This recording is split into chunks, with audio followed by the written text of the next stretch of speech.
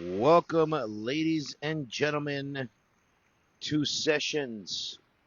I'm your host, Grease the Godfather, with RebelDaze702. Thank you so much for taking a part of your day to come and chill here with us tonight. Getting back to it again, how we used to do it back in the days. Super excited to have our guest coming in today, the one and only, the legend, DJ Juanito, will be in the house today. Super excited about this. Is going to be a fun time. Um, I can't wait. I've been waiting for this for a while. I am super excited. I got my notes because I had to get notes for this, man. Had to be ready to go. Superior Sounds, what's going on? We got Party Time Magazine. Thank you for joining us. Kimberly, Tia, thank you so much for joining us today. DJ Suave's in the mix, and the one and only. We got DJ Juanito in the mix as well. Let's go ahead and jump on with him and let's get it going. Let's get the show on the road. We are killing time. Karen Franco, what's going on? I will ask. I haven't forgotten. Art Garcia, what's going on? Shot by Guerrilla, what's going on? Man, we are going to be amazing today. This is going to be amazing. Let's get it going, ladies and gentlemen. Let's get Juanito in the mix here.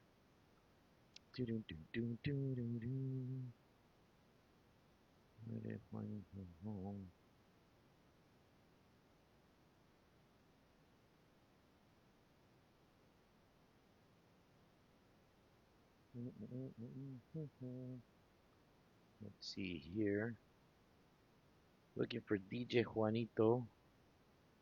DJ Party Time. Where'd he go? Where is DJ Juanito at here?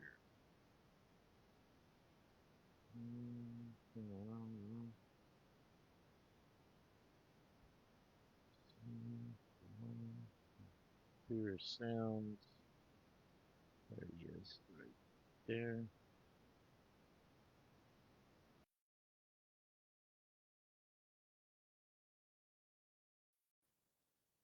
Send him the invite and let's get this show on the road. Thank you guys so much for joining us. Super excited for this one. Big shout outs to Houseware LA. Hooked it up with the t-shirt Houseware LA on TikTok and Instagram. Get your shirt today. Super cool house music inspired shirts for you guys to vibe with. Let's see what we got here. Suave is his grandpa. That's amazing. Where's Juanito here? Josita, hi. What's going on, brother? That's the Vegas guy right there. That's our Vegas guy right there. Let's see, I don't know if Juanito left. Sending the invite now to Juanito. Let's get it going. But yeah, man, super excited. This is gonna be fun, exciting, and all that good stuff. Jose to his hype, the homie there. Let's see here.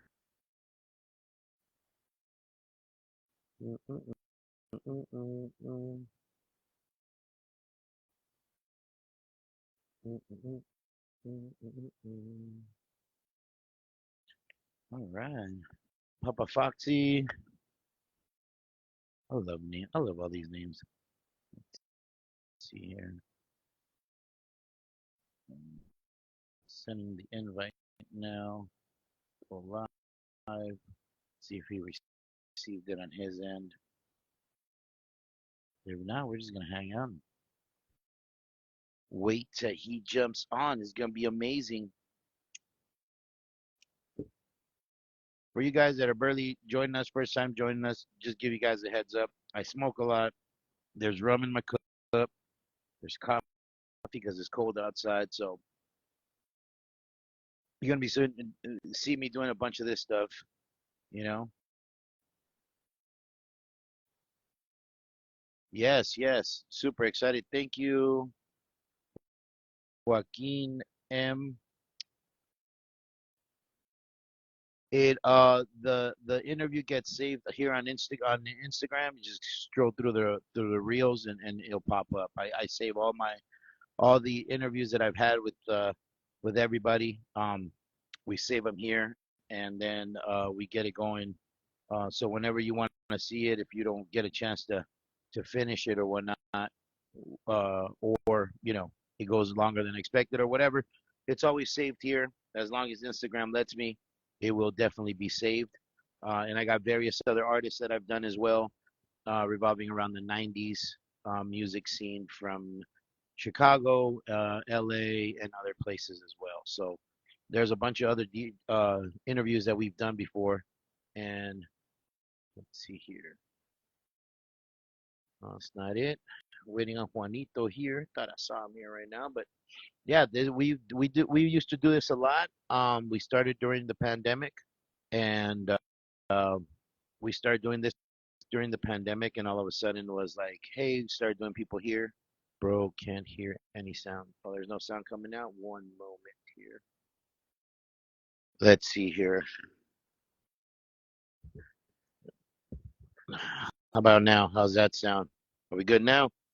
Do I sound crisp? Give me the thumbs off.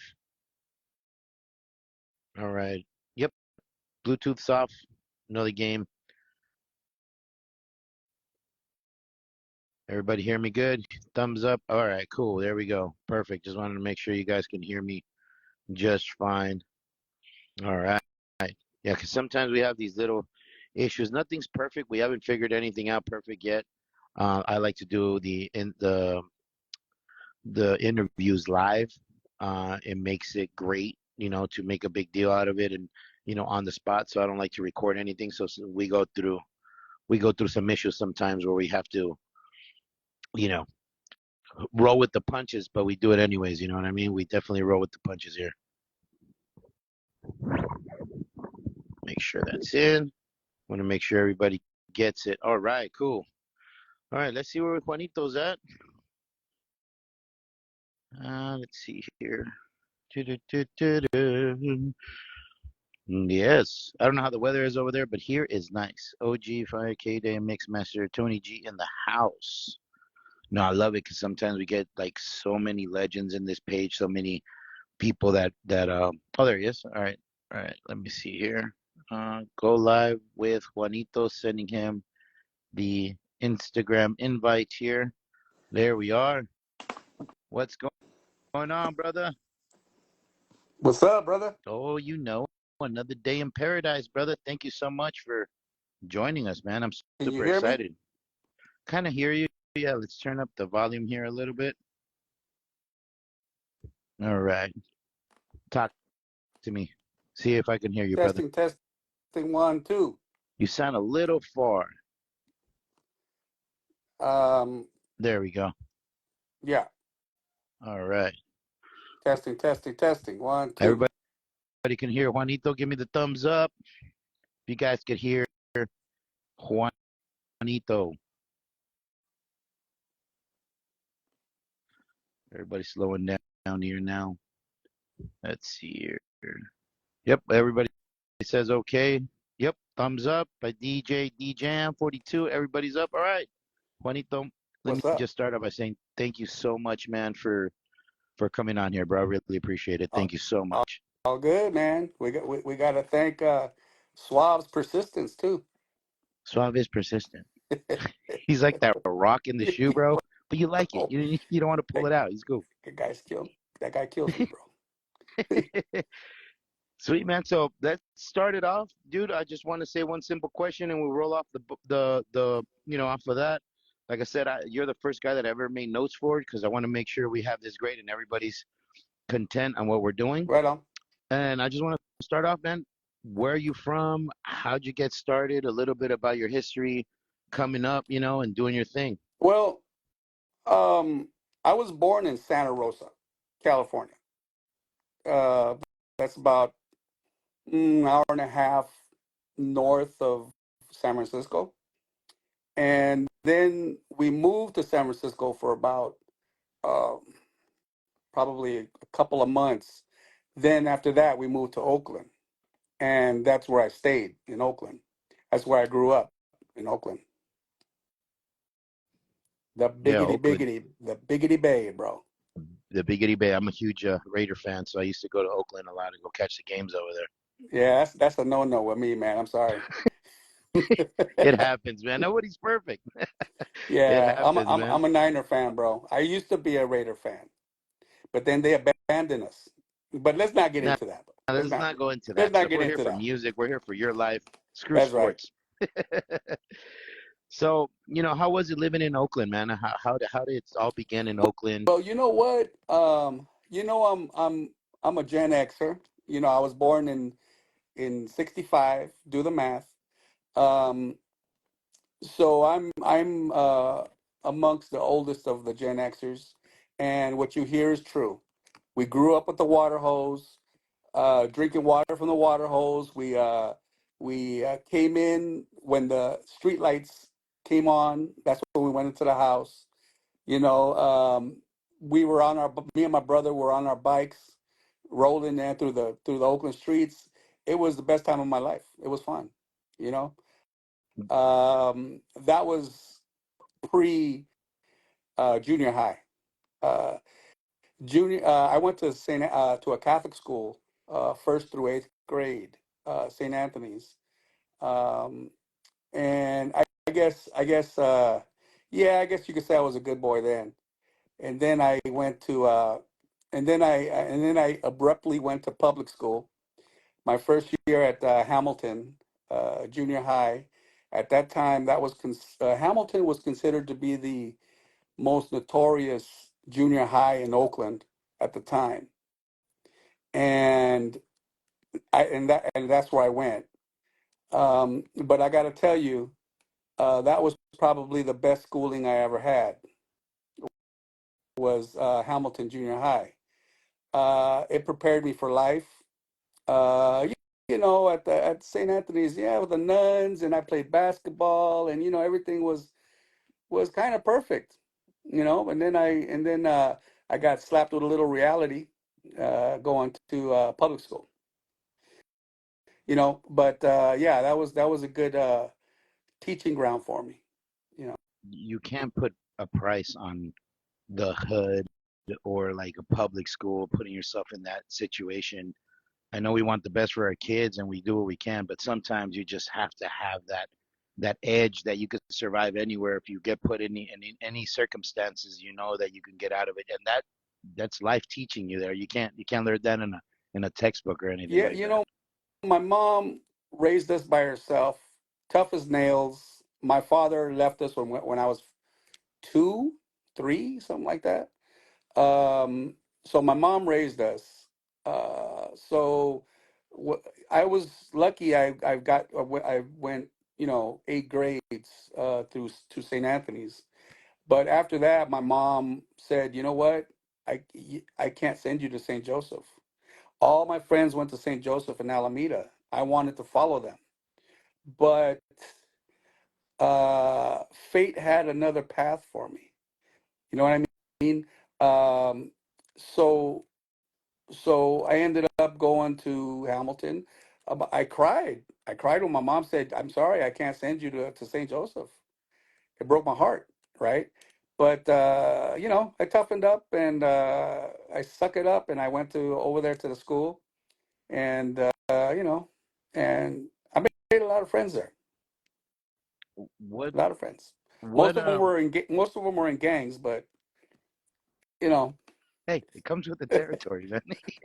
Wh- yeah. what are the things that you learned, that you use nowadays in that era of transitioning from like a Catholic school into a public school, you know what I What mean? did Like you what said, like it's did I learn? yeah, what'd you learn? Like what did it teach you going from like a Catholic school to like a public school? Like you saying, hey, it made you tough as nails. Like the things that you carry now that you learned then when you did your transition into public Well, school. like I said, going to Catholic school was uh, picture perfect. And there really are no. I didn't run into any issues. There's no fighting. There's no mad dogging. There's no, well, maybe a little bit, but you know, it was just it was. I didn't have no issues there. But when I got to um, Hamilton, I met a lot of people, um, colorful people, man, that were in gangs, and I ran with some really, um, some tough guys without, and I'm fresh from St. Anthony, so I'm like, it was a harsh reality check for me. You know what I mean? Oh, of course. So, well, I, I I I had to learn how to fight. I kind of learned in eighth grade of St. Anthony's. Because we had like a couple of little back in those days. If somebody didn't like you, there were some people from Roosevelt High that was up the street. It was on the other side of San Antonio Park that had issues with some of us. So back in those days, we used to actually set appointments to meet at the park. No knives, no guns, no weapons, just us and our fists. That's how I was raised. Fighting, chingazos, bro. That's it. You know, no guns, bro. No guns. We didn't have none of that shit. Um, yeah, so we would set our meetings and then we'd go there and handle our business. So I learned that in eighth grade. I had my little issues there doing that. But when I got to Hamilton, they were just, it was a whole other monster. Right on. Is that where you found your love for music, becoming a DJ? Is that where you kind of dabbled in there at the beginning? I would say yeah. In those that era, yes. I was around 15, 16 when Um, I started spinning when I was 16, or trying to anyway. I was no expert or nothing like that, but when I first touched the turntables, I was like 16. You know, and I remember I was my brother was in the basement with a friend of ours, Tony, and they were doing something in the garage. I go, hey, what you guys doing? And then they had some turntables set up. I go, oh man, I want to try that.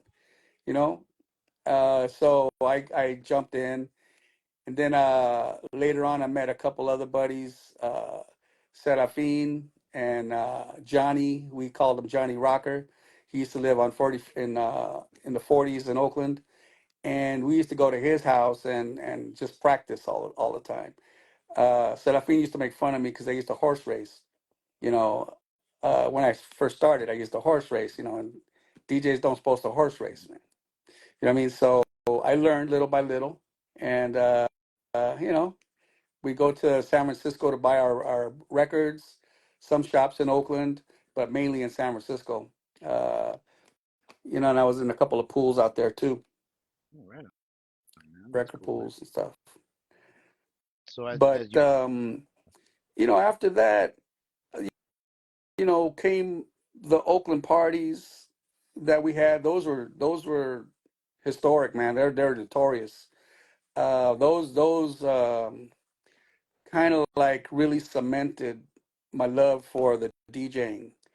While I was doing those parties, um, is when I discovered a sampler, and I discovered multi-tracks, and that's where I'm actually getting ahead of myself a little bit. What I wanted to do was check this out. This is some real shit. What I wanted to do was, once I knew how to spin, and I thought I was like okay, I mean, I thought it was good. What I wanted to do was do what some of the DJs were on the radio, what they were doing. They were doing mix shows, and you had Alex Mejia out there doing his thing, and you had Cameron Paul, all those guys doing their thing out there on the radio.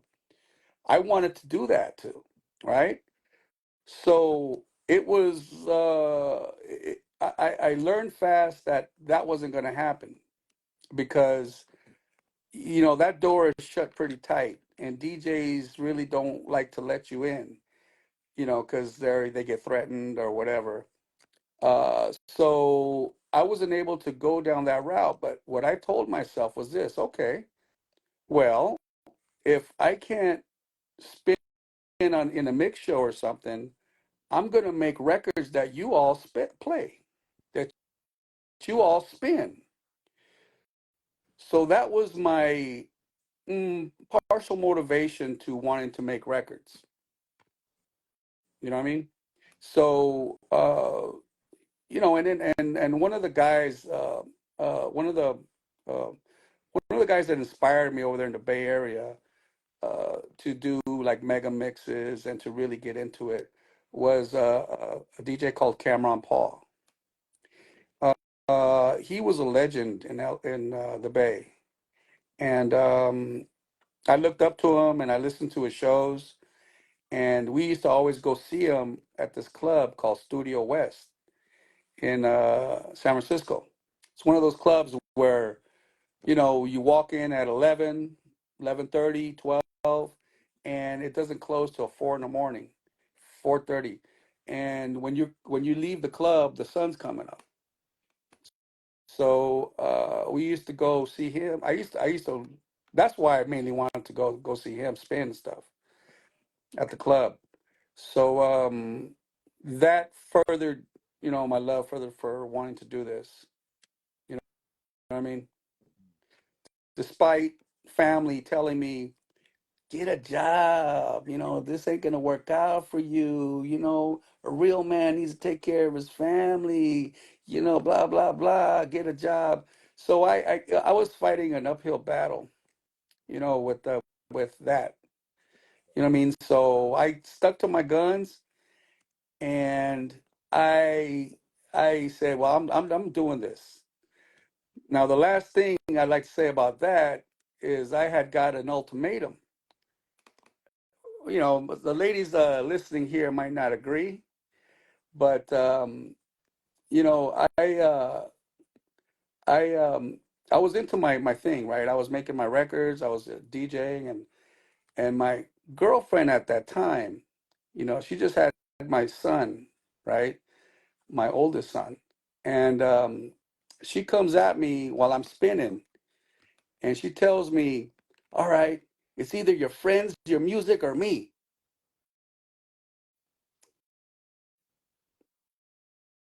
Okay, Already I know. guess we know how that got answered. Yeah.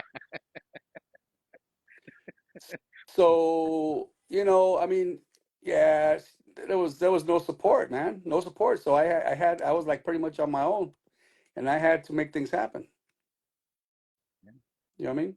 No, you have to, man. You have to do what you got to do, and we thank you for taking that leap of faith, bro. Because like we enjoy your music, we love so many years of your music and your talent out there, and sometimes as men we're faced with this, with this something that we have to do. We have to take the right path, or and it might not be the right one at the time, or it makes sense, but you got to do what you got to do, and you did, brother. You did.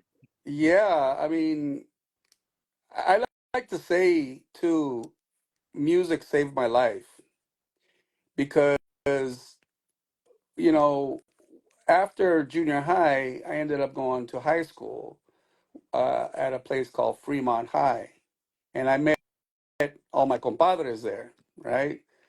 Um, you know, and I got into some other stuff there that that could have landed me in jail pretty fast, or could have killed me, or that, or you know what I'm saying. Yeah, yeah, of course. So, um, you know, uh, I was rapidly going down the wrong path. I was rapidly um, gonna become a statistic. You know what I mean? Latin kid, drug dealer, ends up in jail for life or whatever, and or end up ODing or get killed somehow.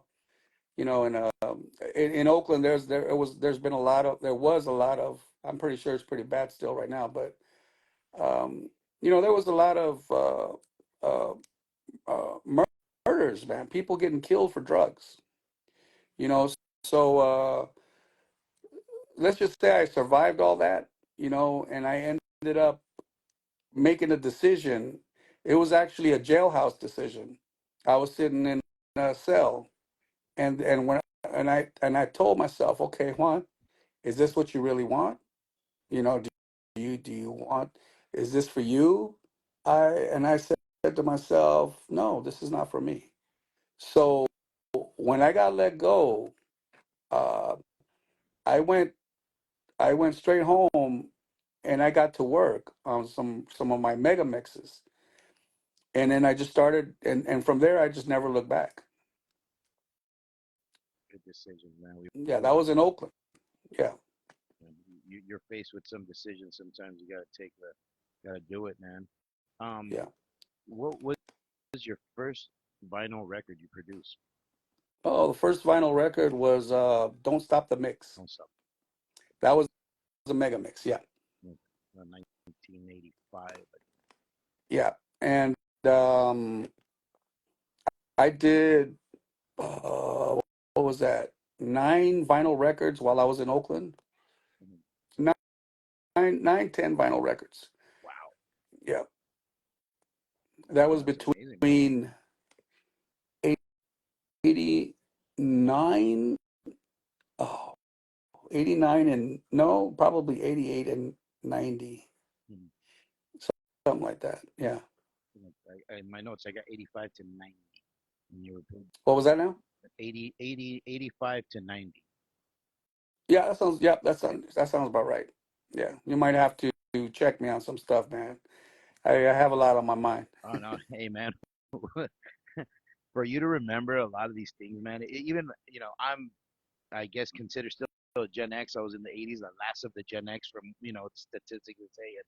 For us to remember all this stuff, bro, is just like we lived so long already. You know what I mean? You got so much history, and you're trying to go back on it again. So Yeah, you know, um, real quick, guys, yeah, that if you sounds about right. Yeah, that now that I think of it, 85, 85 to 85 90. to around 89 Mhm. ish, something like that. Uh, real quick to everybody out here, if you guys want to do some questions for him, we normally do it towards the end. If you look down, all the way down on the right, there's a little circle with the question mark on it. Click on that. Go ahead and put a question, and as we go, we'll try to Victor click on Victor that and answer says he studied my mega mixes. Right on, brother. it. I got you. Oh man, when real quick, when people found out that I was having you, I was doing those things. I mean, I have questions from other people and like, hey, tell them to call me. And I used to hang out with them in the, back in the days. And dude, just people went crazy knowing that I was going to have you on here. So it's super awesome to have you here. I'm excited. And everybody was excited as well, man. So, Who's that? Johnny D's in the house. Johnny Is that D, is that Johnny D? Yeah. sweet treats. Johnny D was one of my. He was part of my Groove Nation family Okay. in L.A. Well, I can't Yeah. wait to hear about those stories. You were producing dance parties during that time in the Bay Area as well, man? You're putting dance, Yeah. like I little was raves doing together? parties, man. Yeah. I was doing parties to the point when radio personalities would show up. Oh, wow. Uh, Okay. yeah, I was, well, a couple of nights, man. We had Billy Vidal in the house, and we had Theo Mitsuhara. They used to do all those radio stations up, at the time. Well, was it Wild 90? No, not Wild 94.9. It was God, I can't even remember, bro. I can't remember to call them letters. But Wild, yeah, they used to be at those stations and KMEL and all that stuff. Mhm. Alex Mejia was at KMEL. I never saw Alex Mejia though at the party, or did I? Might have. But yeah, they used to all show up there, and it was a blast. Me and DJ EFX, we did this club in San Francisco, and, and we decided to let's really give them a party. Not only did we do 4 turntables, Oh, but we brought our keyboards and our computers to really tear it up. okay. We blew the fuses. of the club. This was a club, just like any club that you know, like Peppers or like all those old clubs and Yeah. stuff. We blew the fuses of the club, man. We had some earthquake speakers, and we rocked it and we blew the fuses. Oh yeah, dude. Yep. Those are patches on the side of the sleeve for those, Could man. you That's dope. imagine that party, bro? Oh yeah, dude. We had our four turntables, and we had keyboards and the computer back in those days. That was crazy. Sucking so much power out of there, dude. Yeah. And then with the big speakers, that's crazy, man. Yeah, That's the amazing. computer, the keyboards were not for playing like playing, piano stuff. It was for sampling. We put samples there, and then we'd like mega mix live. Oh shit. Okay, that's dope. All right. Yeah, that's what I'm Okay. talking about. Now I'm not talking about anything else. We were talking about mega mixing live. No shit. Yeah, so yeah, we did that once or twice. I remember for sure it was La Fuente. It was called La Fuente, the club, and that's the one we blew the fuse. That's awesome. Yeah. I bet you they remember. And now going back to what you said, like you knew you were gonna be on the radio, but now you got radio guys coming to your party, coming to Yeah, hang out at that was your that was shit, dude. that was funny. You're like, I That couldn't was be there funny. without you here. Yeah, that's cool, dude. Yeah, I didn't make the mix shows over there, but they ended up coming to my parties. That's awesome, man. That's when radio was hot, bro. That was when radio meant something, Nowadays it's just I feel it's kind of almost like well, at least here in Vegas, is a dead art, man. Not a lot of people put too much effort in radio like it was before, man. Yeah, Dude, yeah. so the kind of music you were playing at this event, what was it hip hop? Was it like, disco? What Um, kind of music were you playing? I played I played stuff like Afro Rican, Miami booty bass stuff. I played Two Live Crew. I played NWA because they just came out with Yeah. all the Gangster Gangster and Boys in the Hood. I played Rodney O for sure. I played Rodney O like man, all of Rodney O's stuff.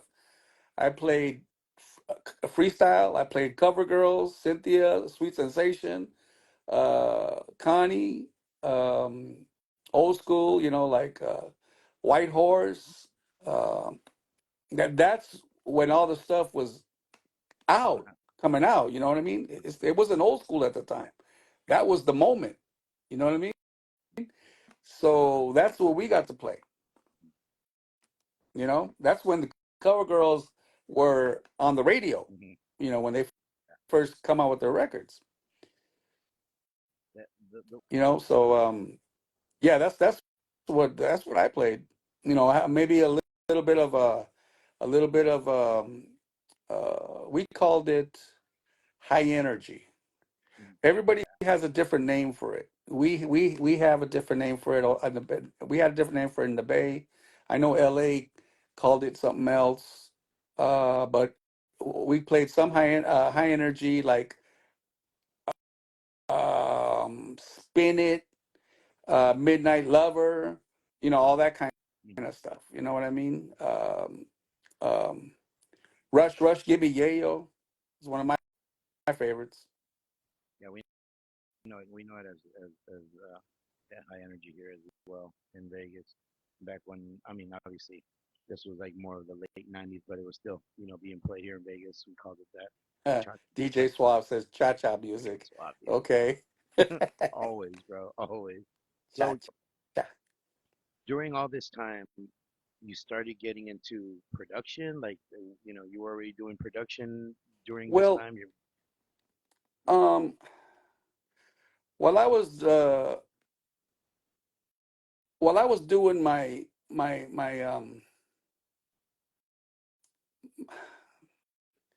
yeah, I don't want to throw myself out there like that, but when I was doing my other extracurricular activities, hmm you know, uh, in Oakland, that's when I started, uh, getting into the sampling and the mixing, and I had a Tascam 388. That's the first thing the thing that really did what I wanted. It's called a Tascam 388, and that was pretty much an 8-track reel to reel. So what I do is I have my mixer, my mixer, my turntables, and then what I do is I record one track, on one track on one of the tracks, and then I come back and record another one, and then I'd sample with my sampler, and then I'd put sample on another track. I'd put it all together, and that's how I started. That's how I did my mega mixes. And this is all self-taught. This is no schooling, no nothing. I mean, this is all you just learning Yeah, I on didn't the go to fly. school or none of that shit, man. Just picked it up. It was just the passion for it, man. That's Yeah. crazy. When I always give props where they're due. Hmm. Unlike people that I've helped, a lot of people like to, claim it on their own. But I like to give credit where it's due.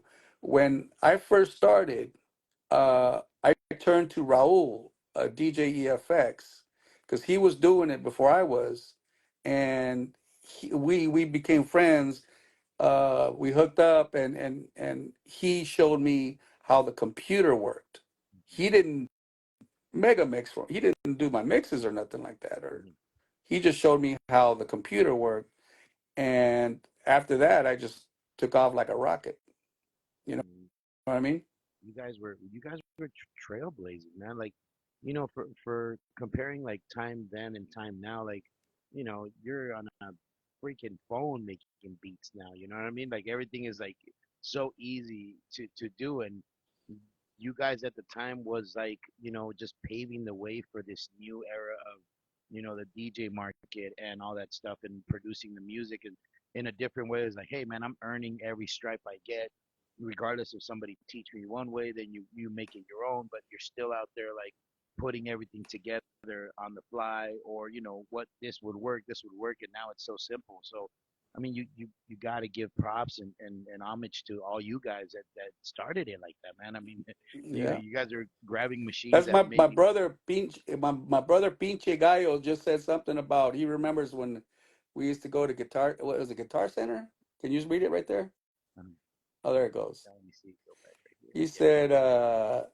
said he remembers, yeah, Guitar Center. No, I don't. It was a Guitar Center. It was actually Leo's. We used to go to this place called Leo's Mhm. in downtown Oakland. And shoot, I don't even think it was Guitar Center open at that time. I don't think so. Yeah, Yeah, but we used to go to this place called Leo's. That's where they had all the keyboards and all that stuff. Yeah, that's crazy, man. It's just, like I said, for me, like being in this world, I'm not a DJ, but I love the music. I'm a history buff. I love history wherever it comes from. And talking to you guys always excites me to hear, like for you guys, it was just the life, and it's just a struggle of trying to make this thing sound like you wanted it, and you figured it out, and went ahead and did it. So that to me, that's awesome. yeah. It was just a drive, man. Yeah. It was a drive that just I really honestly I really don't know where it came from. I still have that drive right now. Yeah. That same drive, but it's on another level now. Yeah. So yeah, I mean we'll get into that Yeah, later. of course. I mean, dude, things like this is like you're just some people work a different way. They're just wired different, man. And that's just the way it becomes. It's just you're wired a certain way to just be this person, and you don't know how to shut it off, and you become successful at it by doing all these things, and becoming something great. Yeah. Oh yeah, I'll get right there. Let's see here. Yeah, dude, there's so much like history with you, bro. Like I had to bring out the notes. So record labels that you had that you created during the 80s and early 90s, brother. You got a list here, man. Got Yeah. Sound EFX recordings, Funk Mix, Funky Mafioso, mix. Funky Mix, sorry, man. And Yeah. in the remix records. Yeah. In the remix was I did that one with John Lopez from Upstairs Records. John Lopez they had Upstairs Records. Are you familiar with Upstairs Records? Or No, ever heard of it? Do you remember yes, Angelina? Yeah, yes. they had Angelina signed there, Okay. and a couple few other artists. I had did um, in the remix was like a little mix thing, like a little, we did little mixes on that, Mhm. remixes and stuff. Um, Cool, man. Little mashup. Were they mashups or just remixes? I can't remember. I think they were just remixes. Yeah, they were remixes. You went in head first, brother. You told that ex-girl, bro, hey, I'm going head in, man. Doing all this stuff, bro. I mean, this is all work, work, work, work, work, I didn't nonstop, man. honestly. That question was like, really, really? Are you gonna give me an ultimatum? You know what I mean? Uh, Whatever, whatever, man.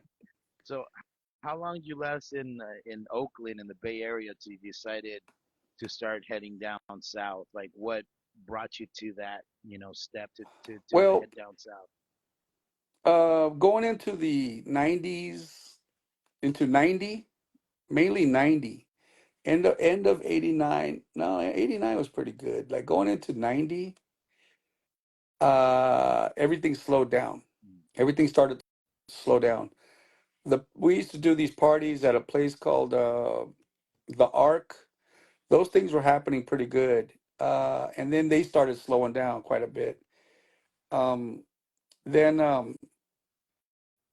that started slowing down, and then it seems like the records were slowing down too. The record sales were slowing down, and it just felt like something needed to change. I came to I came to a point where, well, I was producing some rap groups out of Oakland, and that's how I was making some of my money. And um, and then I actually had to get a job, a 9 to 5, right? I used to work at Home Depot. Oh shit! All right, okay. Yeah, This I did not expect. All right, yeah. shoot. No, well, look, man. If I'm gonna say it, I'm gonna say it all, bro. You know what I mean? Sometimes there are times in your life where you have to make decisions. It's either work at Home Depot or find yourself under a fucking Yeah, bridge. You know what I mean? So, I mean, you don't want to be under a bridge. You got to make the right decision. So, yeah, I was working there for a while, and I was depressed. Needless to say, I was not happy. I was depressed. Um, but I still found. Oh, yeah, yeah. I'm going down the rabbit hole in a minute, bro. Um, the the the the supervisor called me into the room, and I go, okay, what's going on, right? The guy, his name was Clay Brown. I remember his name. Wow. Um, and he goes, I got a problem, Juan. I go, yeah. Well, what's up? He goes, you tested dirty. I gotta let you go. I go, oh right, right. I was like, holy shit. Okay, so now I don't have a job. My um, but see, this is all part of the plan, hmm, not my plan. yeah, Somebody's plan. yeah, I lost my job. I I had no money. I was I was rapidly declining. I was getting bills, unpaid bill notices. You pay this or you better give us your firstborn type of shit, right? yeah.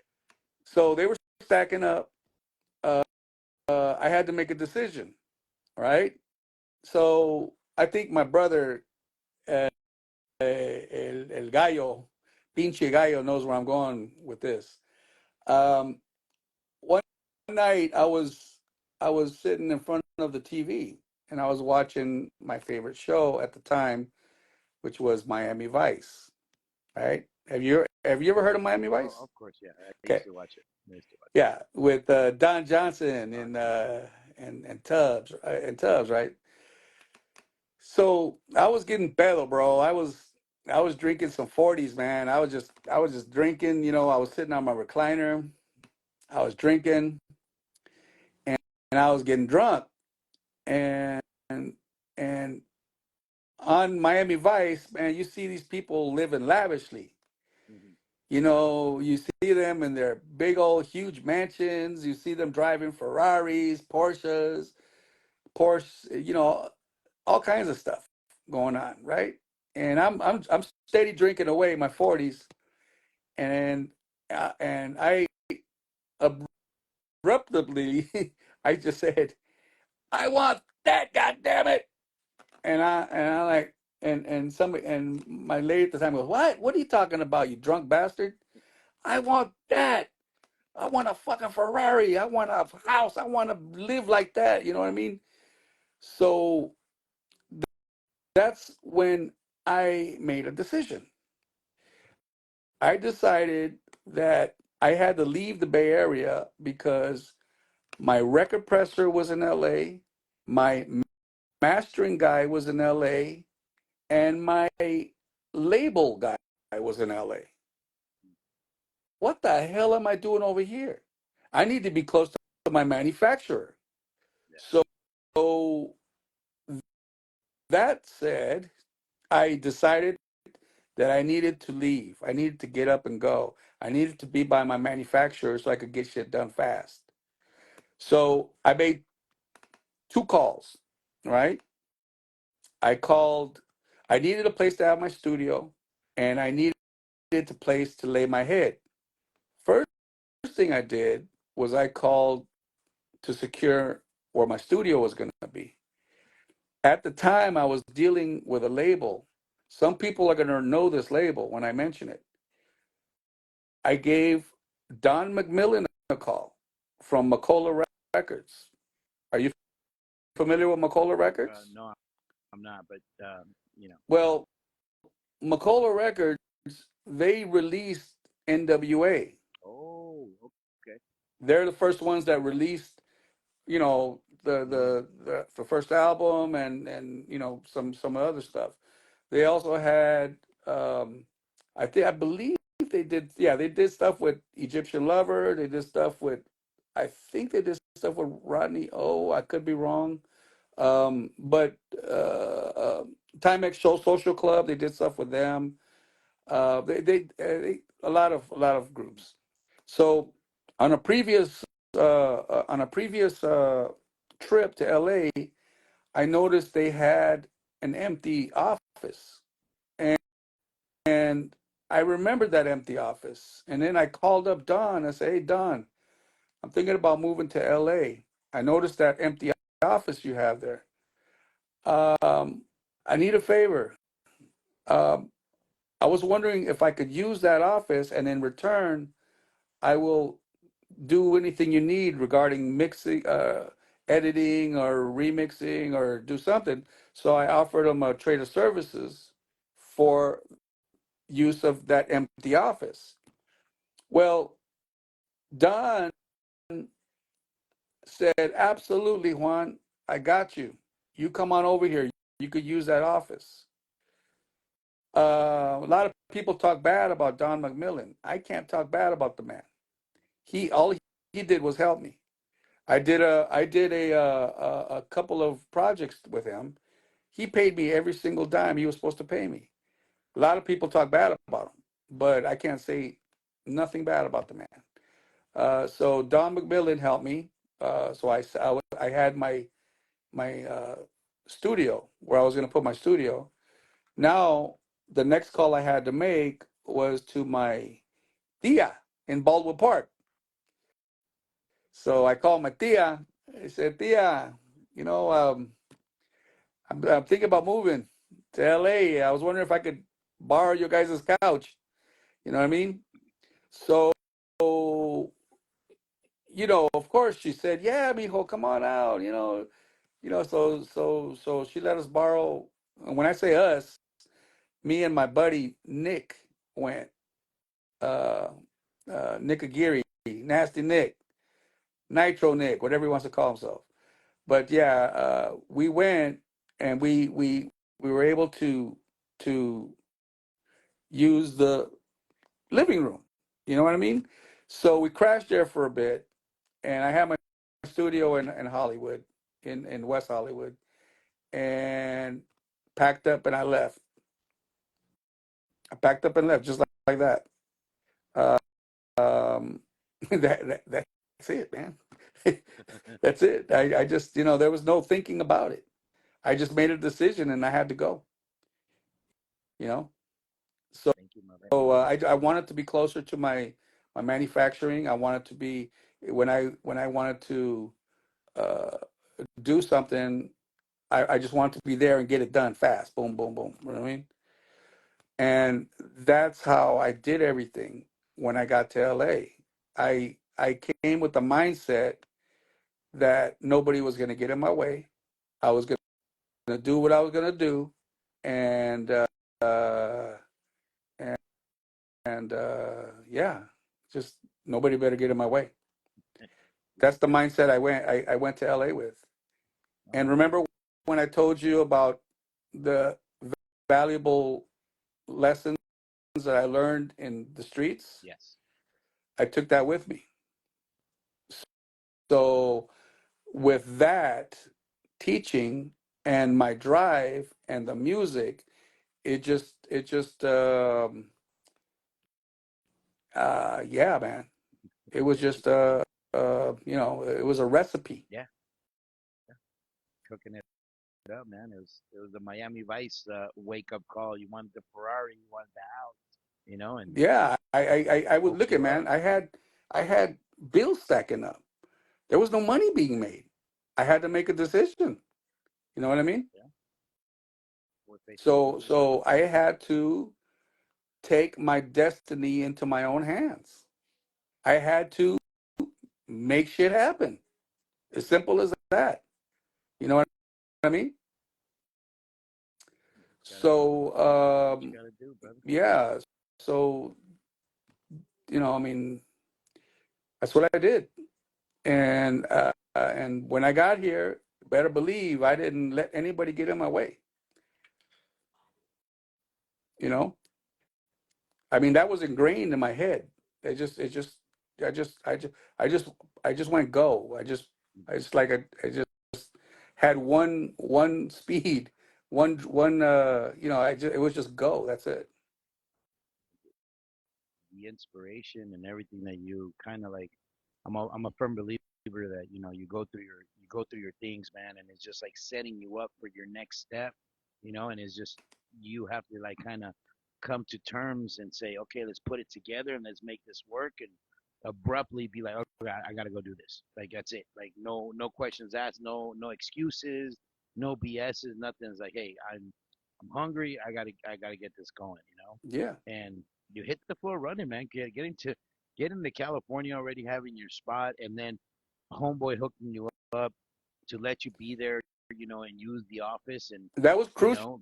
know, yeah, that's That was that definitely, that was of course. that was part of the plan. If it wasn't for Don McMillan, you know, if it wasn't for that, I might have not moved to LA. Yeah. You know, so it's like a couple of pieces fell together, Mhm. to make it happen. So yeah, I give a big shout out to him. He's probably not alive anymore. I think I heard he passed away, but yeah, he was uh, uh, very instrumental to me moving out there. No, man. I love this, man. I love that, man. I love that to hear those stories of like those stepping stones that you found as you were climbing to ladder of success, man. It's always good, Yeah, to hear that. You produced two techno rave mega mixes while you were there. Like real quick before that, like when you got into to LA, were you still doing hip hop? What were you producing? What kind of music were you getting yourself into to move the forward? last thing I was producing, I produced when I left the Bay. was actually something I released with Macola.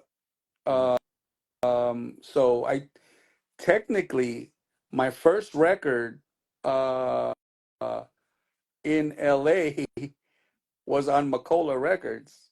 Technically, now that was a hip house mega mix. I produced that in the Bay, but I was able to release it through Don McMillan and Macola Records. I got permission for all the music that was on that record. I reached out to everybody. I wrote them, I called them, wrote them letters, and I got permission to use all those tracks on there. That mix is called Sequence City. Yeah, Sequence City. So so I did that one, and then I did do two techno rave mega mixes. The techno rave was I produced the techno rave was technically the first record I produced in LA, and that's because everybody was playing techno out here. That was kind of new to me. I wasn't introduced to techno in the Bay Area. It's not until I got to LA is when I saw this craze about techno. You know what I mean? Yeah. So yeah, I just kind of followed what everybody liked, and some of it was good. I liked some of it, but I didn't like all of it, to be honest. So I did produce dance music. Was the first thing I produced when I landed in LA. To answer your question, so so yeah. Now, what were the struggles that you faced in getting to LA, cementing your name in the game? Like you said, you weren't going to stop for nobody. You were going to go on and push forward. I mean, you're slanging records out of your car. Like, I mean, what are the things that you're doing to like, hustle through that, transfer from Oakland to LA? Well, first let me mention Mm-hmm. this. When I drove into LA, the first mixer I heard on the radio was Tony B. But he was a hip hop DJ. I don't know if too many people know that, but he was a hip hop DJ at the time. Um, he was pretty good too. You know, Richard Humphrey wasn't on the radio yet. He wasn't on Power yet. But we'll get to that. We'll get to that part. So we drove in, and we set up and did I set up at Macola and did the first record, and we were still, I still was broke. You know what I mean? I still needed money. So Nick goes, well, you got records, right? I go, yeah. Well, let's go sell some. So with Nick's guidance, because he actually knew the freeways better than I didn't know the freeways. I would have got lost. Nick knew the freeways.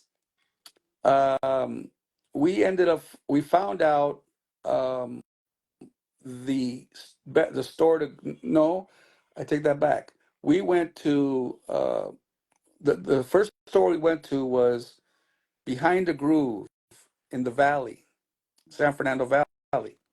That was run by Victor Banacas. I met a few people there. I met Tony Rivera there. I met Victor Banacas, and I can't remember if it was either Tony or Victor that told me, if you want to go to a good store, go to Exodus Records. So they pointed me into the direction of Exodus Records. So now my happy ass is going to Exodus Records with the records I had. So we're going to Exodus Records, and I meet Robert. Was Robert there? Yeah. Was Robert there? Yeah, I think Robert was there.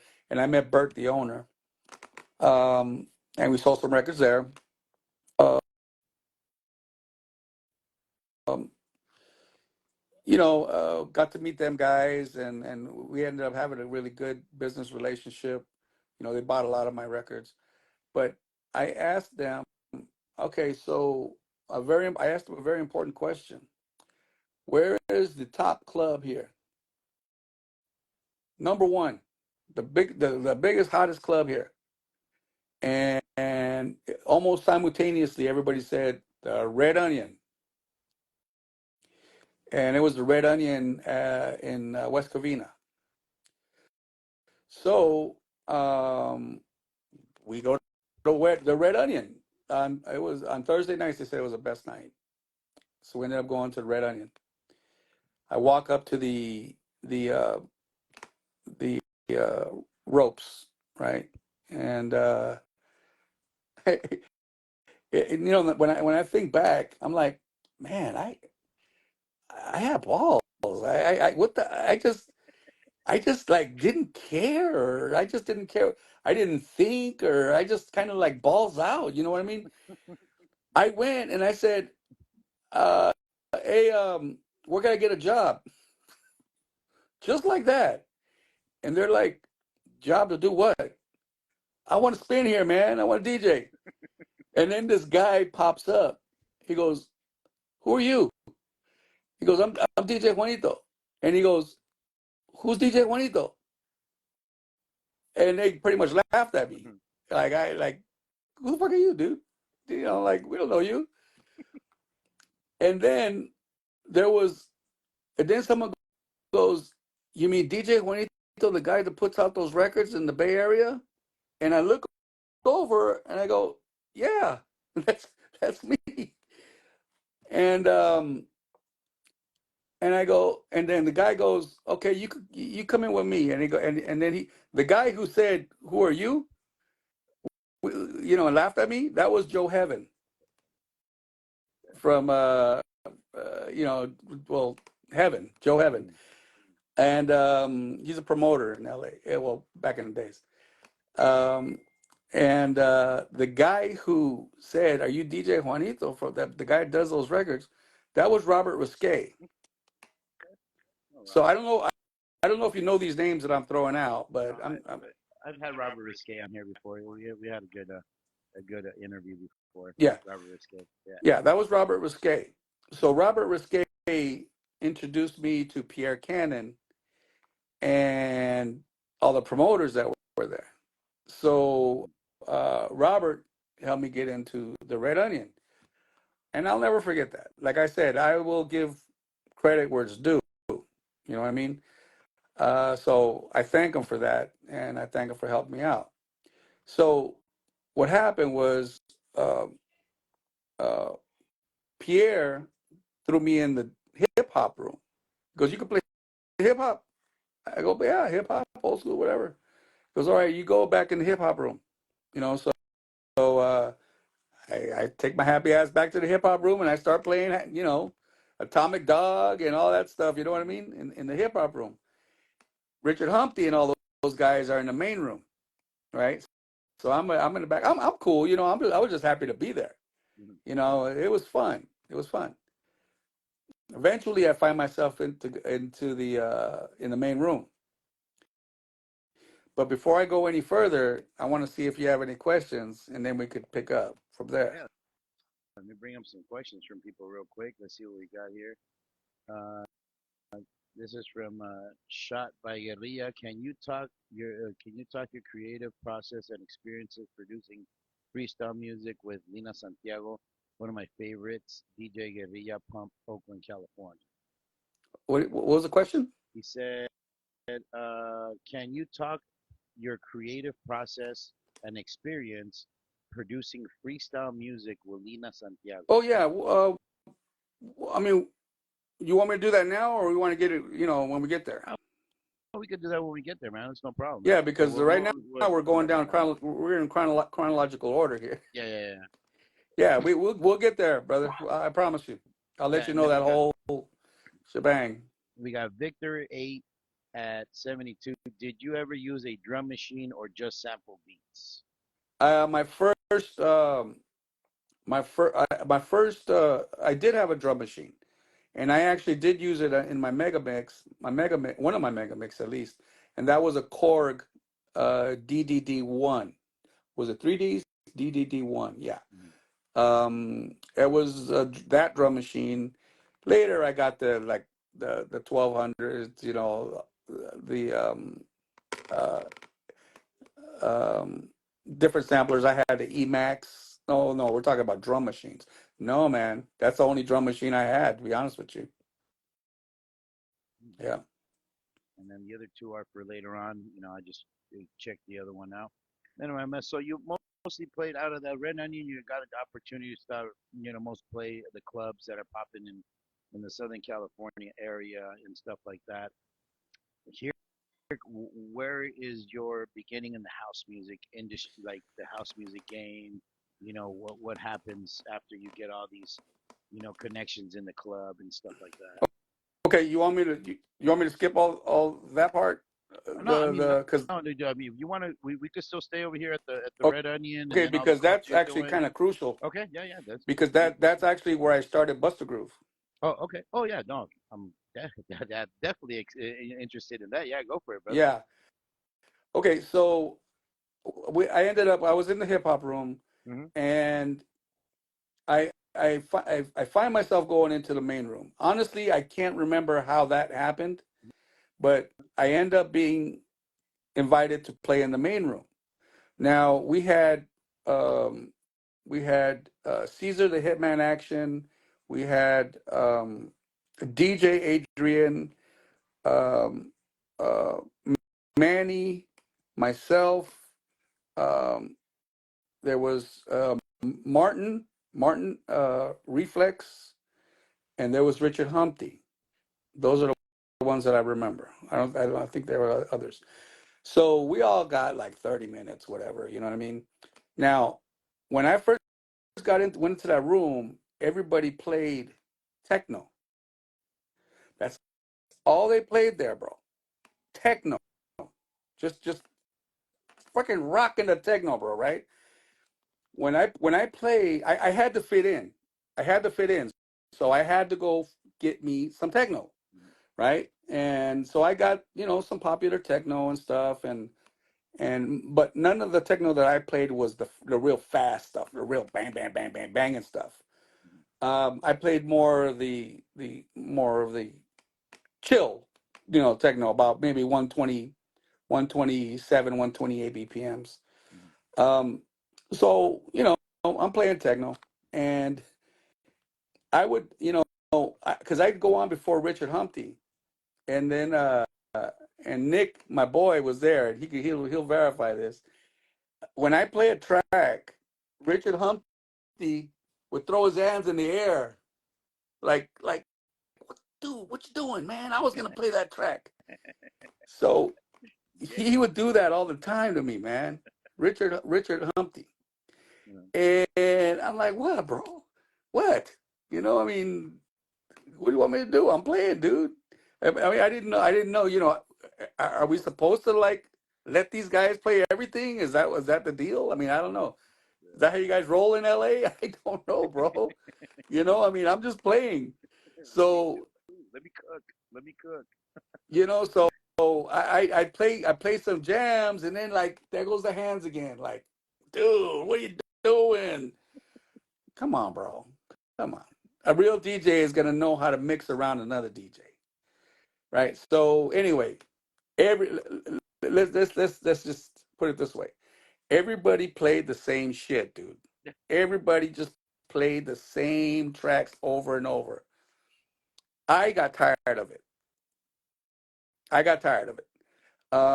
I decided to make another decision.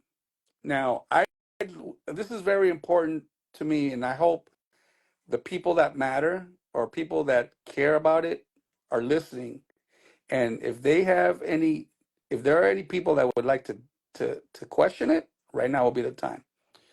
Um, I I put together a house set, right? Now, mind you, they played nothing but techno there, right? I put together a house set, along the lines of I can't get no sleep, or or Sound Factory. Oh God, I can't remember some of the songs. Understand This Groove type of stuff. Night Crawlers. That kind of music, right? So I put together this set. Everybody's playing techno. I It's my turn to spin. I go, all right, here we go. I got up there and I started playing house music. I cleared the floor. No, I cleared the floor, bro. I cleared the floor. But little by little, the chicks started coming out on the dance floor. Because they were liking the house music. All right. So next thing you know, the guys are following the chicks.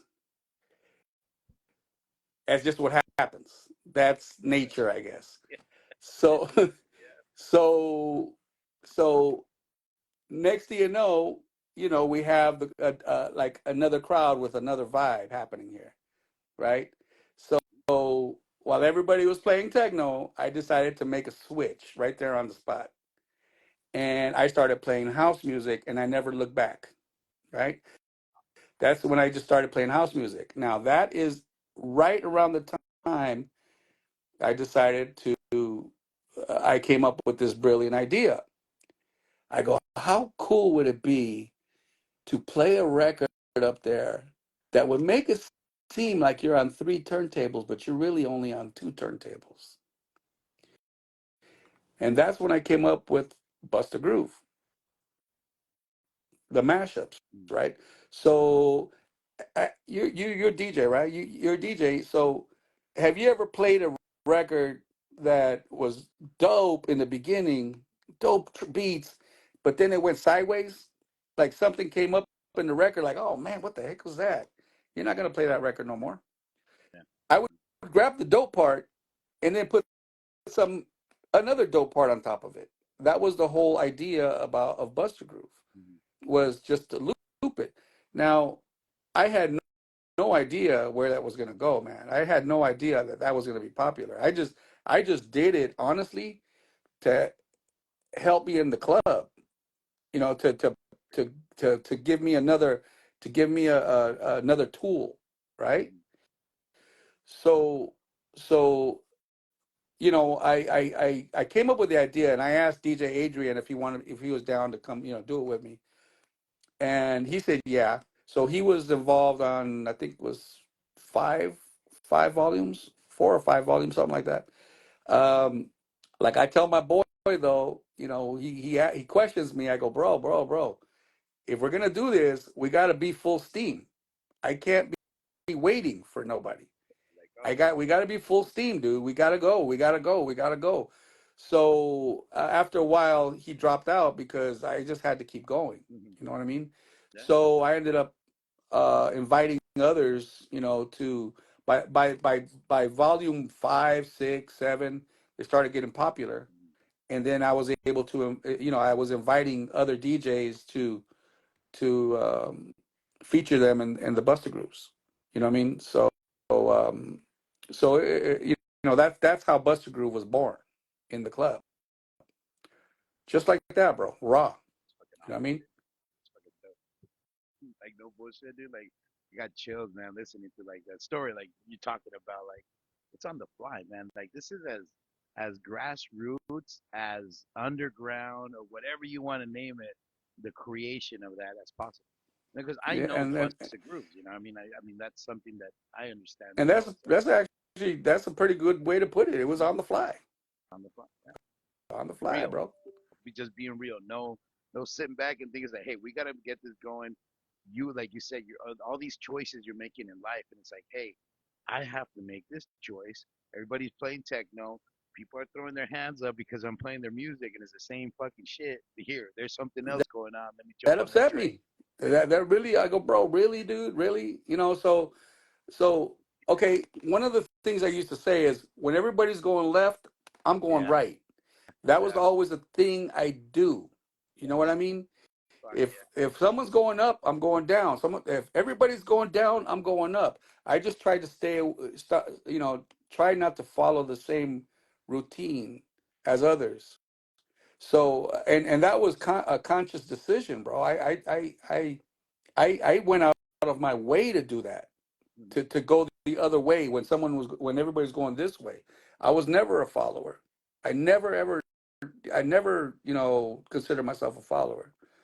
Um, if I do, I slap myself out of it real quick. I go, all right, bro, come on, you know, This ain't me. This ain't me. This ain't Juanito. What the fuck? Yeah. yeah. Dope, man. Hell So yeah.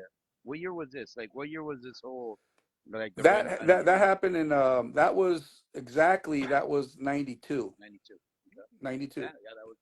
That was actually the culmin, like the upbringings of, like, for us at that time here in Las Vegas, because I mean, originally from LA, but I moved to Vegas around 90, like the early 90s is when, like, the house music started poking its head out here. They were playing techno, but, like, house music started, coming out, and the party crew started gathering up. So Yeah, yeah, we were all part of that, of bringing in house to another level. I mean, house was around. yeah, House was around for a long time. You know what I mean? It was, again, giving the props where the props are due. That comes from Chicago, man. That came from some straight undergrounds over there, right? But that's where it always stayed. It always stayed underground. mhm, There was maybe there was a couple of tracks. If Suave's listening, he's the guru. He yeah, knows. There was a couple of tracks that possibly made radio, but I'm not. I know there was some hip house tracks that made radio. Um, but when we were what we did is we helped bring it into another level, the house music. When we play it in the clubs, we give it that exposure, and now it's getting played on the radio. It's getting little by little, it's getting played on the radio. You know what I mean? So, so we were at the forefront of all that. You know what I mean? There's somebody laughing there. What's so funny, homie? who knows, What's man? They have conversations with each other in here and do stuff they? like Órale. that. So you got, like, Stone Groove, Busta Groove Records, and Groove Nation all Yeah. happening around that same era, huh? Yeah, Stone Groove was a fluke. There. I think I did one record on there real quick, but it didn't fly because uh, it just wasn't there. It wasn't, it wasn't right. I just felt it. So I think there was just only one record released on there. Um, there was Buster Groove, Stone Groove. Stone Groove probably came right in between when Buster Groove and Groove Nation. Groove Nation um, was the inception of Groove Nation was that's funny, bro. This is a funny one, dude. Um, I had sampled, um, I was sampling tracks from on Buster Groove, right? And not everybody's happy about that. Not too many labels are jumping up and down for joy about stuff like that. Especially if you're not getting permission. Mm, But I was what's a good word for that? not giving a fuck. Um, I mean, what's hey, what's a good word for that? I don't want to use the pirate word. no, I want to use more of a uh, creative take I, I on something that was I already out. I took chances. Yeah, I Yeah. took a lot of chances. But I mean, I could also look at it as promotion, man. I'm not getting paid for promotion, bro. Come on. No, I'm no, I get sampling it. your record and I'm gonna mix your record at the same time. Yeah. But let me tell you this story. I was at home once, and I was and this was Silmar because I was living in Silmar at that time in an apartment.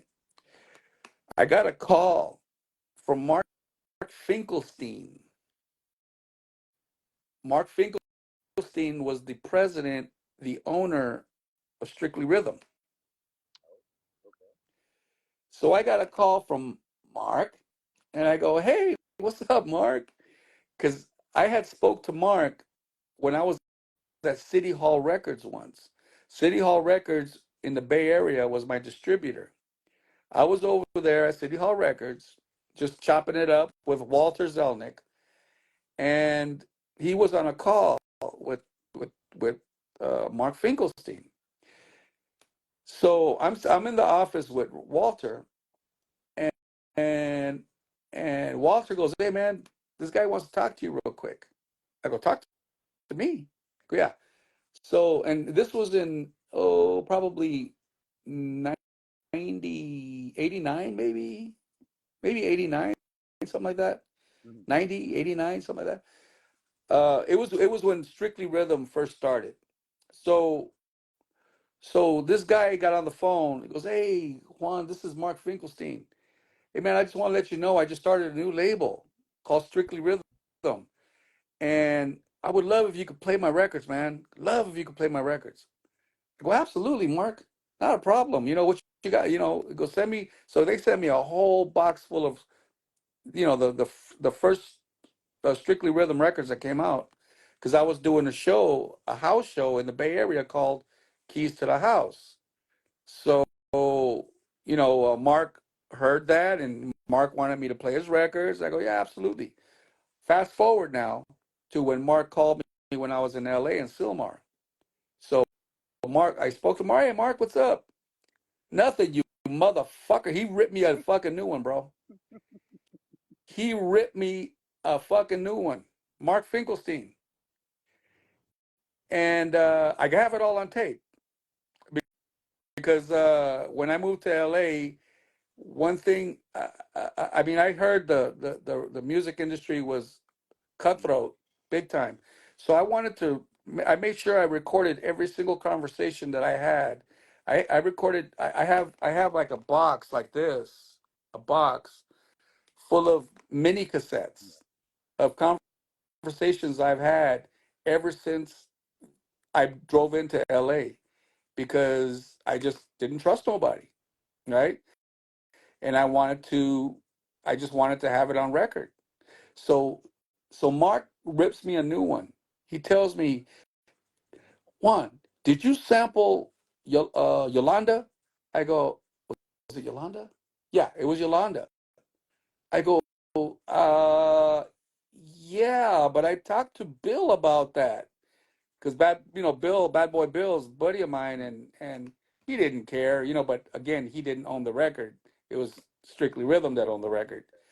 So so he goes, "You mother owl." He just ripped me a new one, bro. He said he was gonna drag me through the mud of the industry. He goes, "Do you know who I am? I'm gonna drag you through the mud and this and that." This is what he told me. Mark Finkelstein told me this. The guy that I helped play his records when I was in the Bay.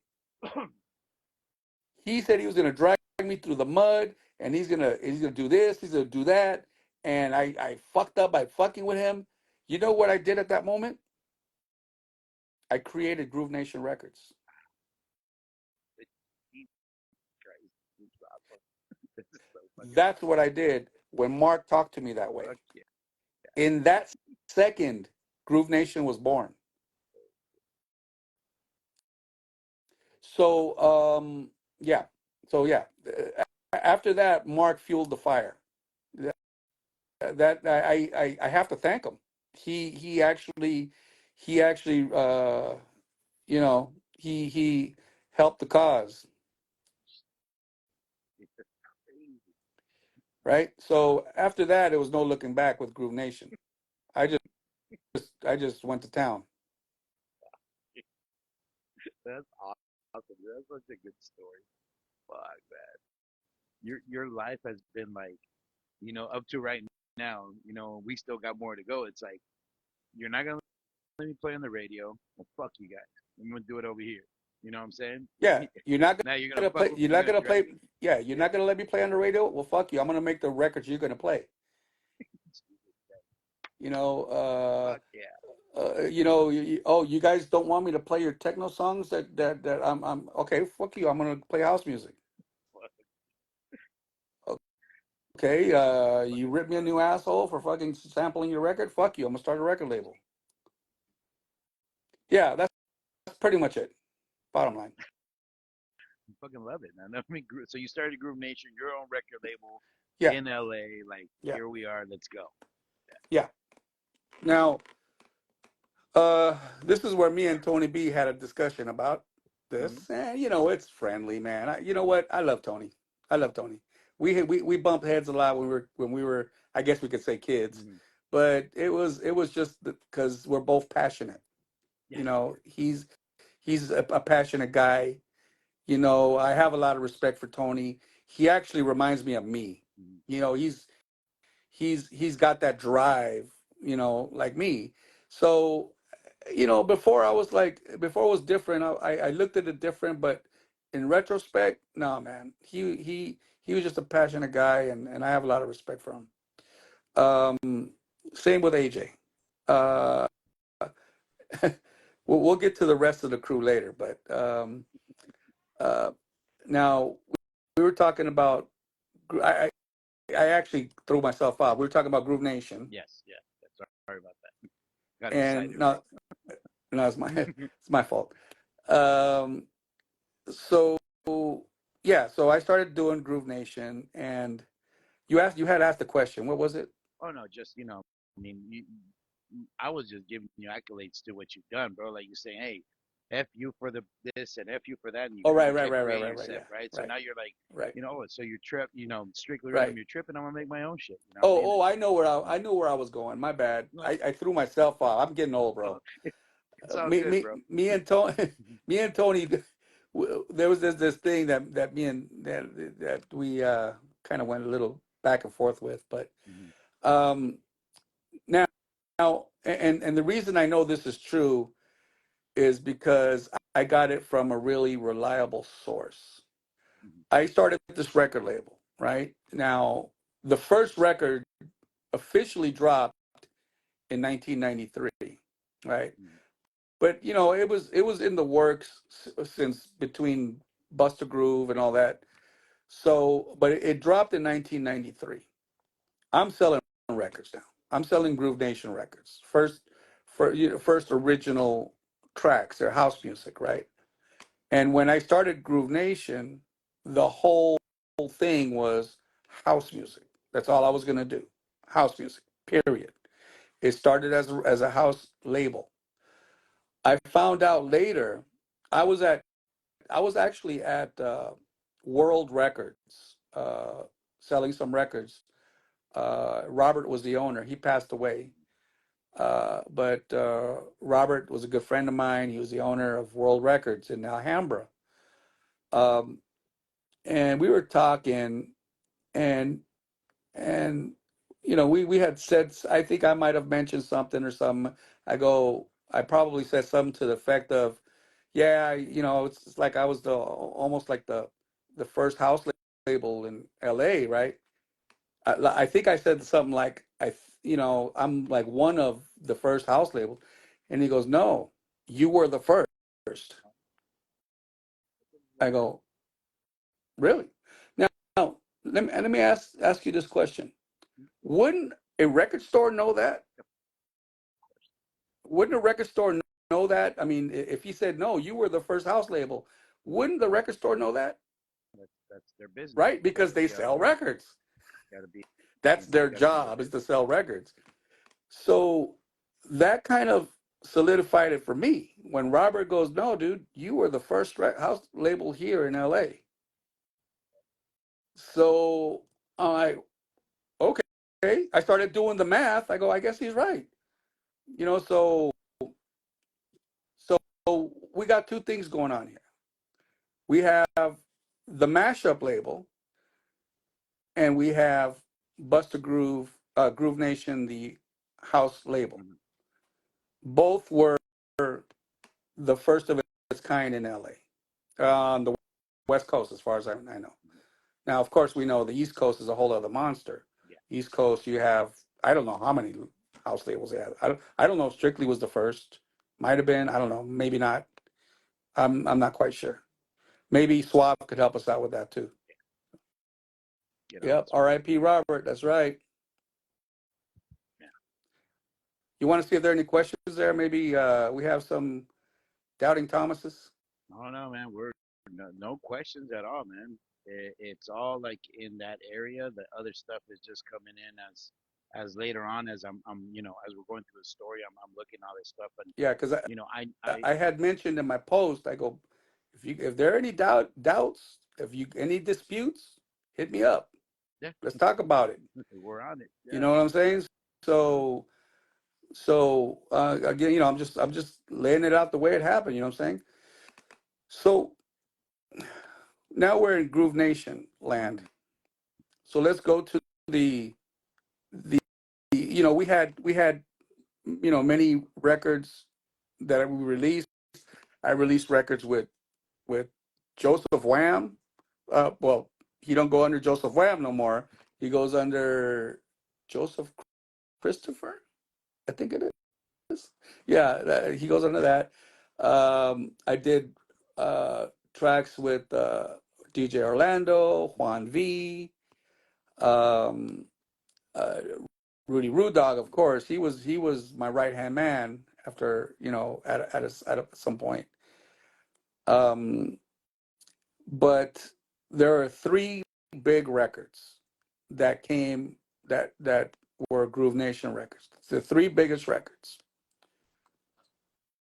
A Mover la Colita, Esta Nena Linda, and Feel So Good. And they all came back to back. Now, I guess we'll start at the beginning, right? That was with A Mover la Colita. It was the first one. All right, so here it goes. I take a trip to Exodus Records. I have a very good relationship with the store. I sold a lot of my product there. One day I went and and Artie was there.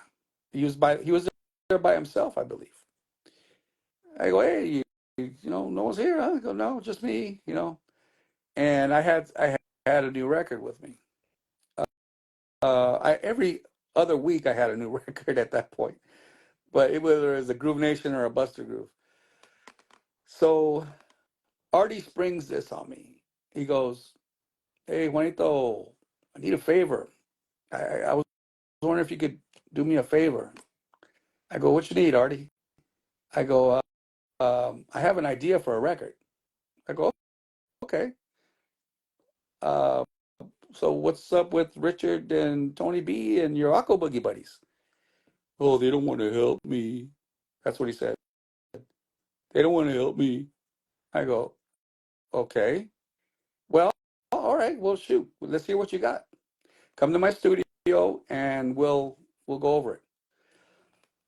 Okay. So he comes down to the studio and I hear his idea, and which in fact wasn't his idea. It was his brother's idea, Paquito. It was his idea. But Artie brings it to me, and I listen to it, and I go, okay, yeah, I could do something with this. Yeah. So I start sampling. Immediately start sampling. I start putting the track together. Mind you, the whole time Artie's on the phone, talking to some chicks or talking to somebody. I'm over there, working, putting the track together. And at some point, he decided he's going to leave. I go, okay, no problem. I got this, bro. Don't worry about it. So I finished A Mover la Colita. And, um, and the rest is history, pretty much. It really wasn't too much into it. I produced the record. And uh, DJ Henry was instrumental in blowing it up with the workout, on the workout. Actually, did he have the workout at that point? I think he did. Yeah, I think he did have the workout. Um, but I did him. I produced the track. I went to go get him pressed. Oh, before that though, I made a very huge mistake.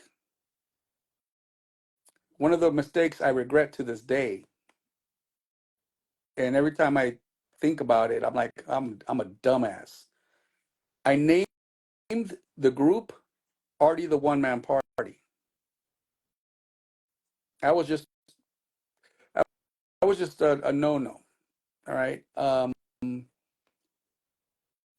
And I got that idea from Tony B. I walked into the Florentine Gardens one night, and Artie was about to spin or something, and then I heard him belt out, "Artie the One Man Party," la, la, la. And it just kind of stuck to me, and I thought it was pretty clever. I liked it, and then I was the type of person, when I name an artist, or if I named a track, I don't think about it. I just do it. Example: me and Juan V did a record together. The group, you know what the group name was? Two Mexicans and a Computer.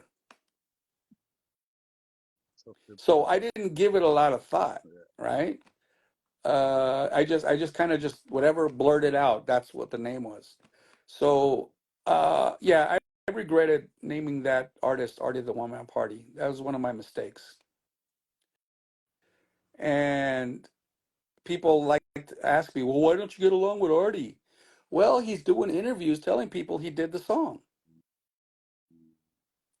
He's he's going around telling people that he produced it, and no mention of me whatsoever. I'm like, all right, bro, I got you.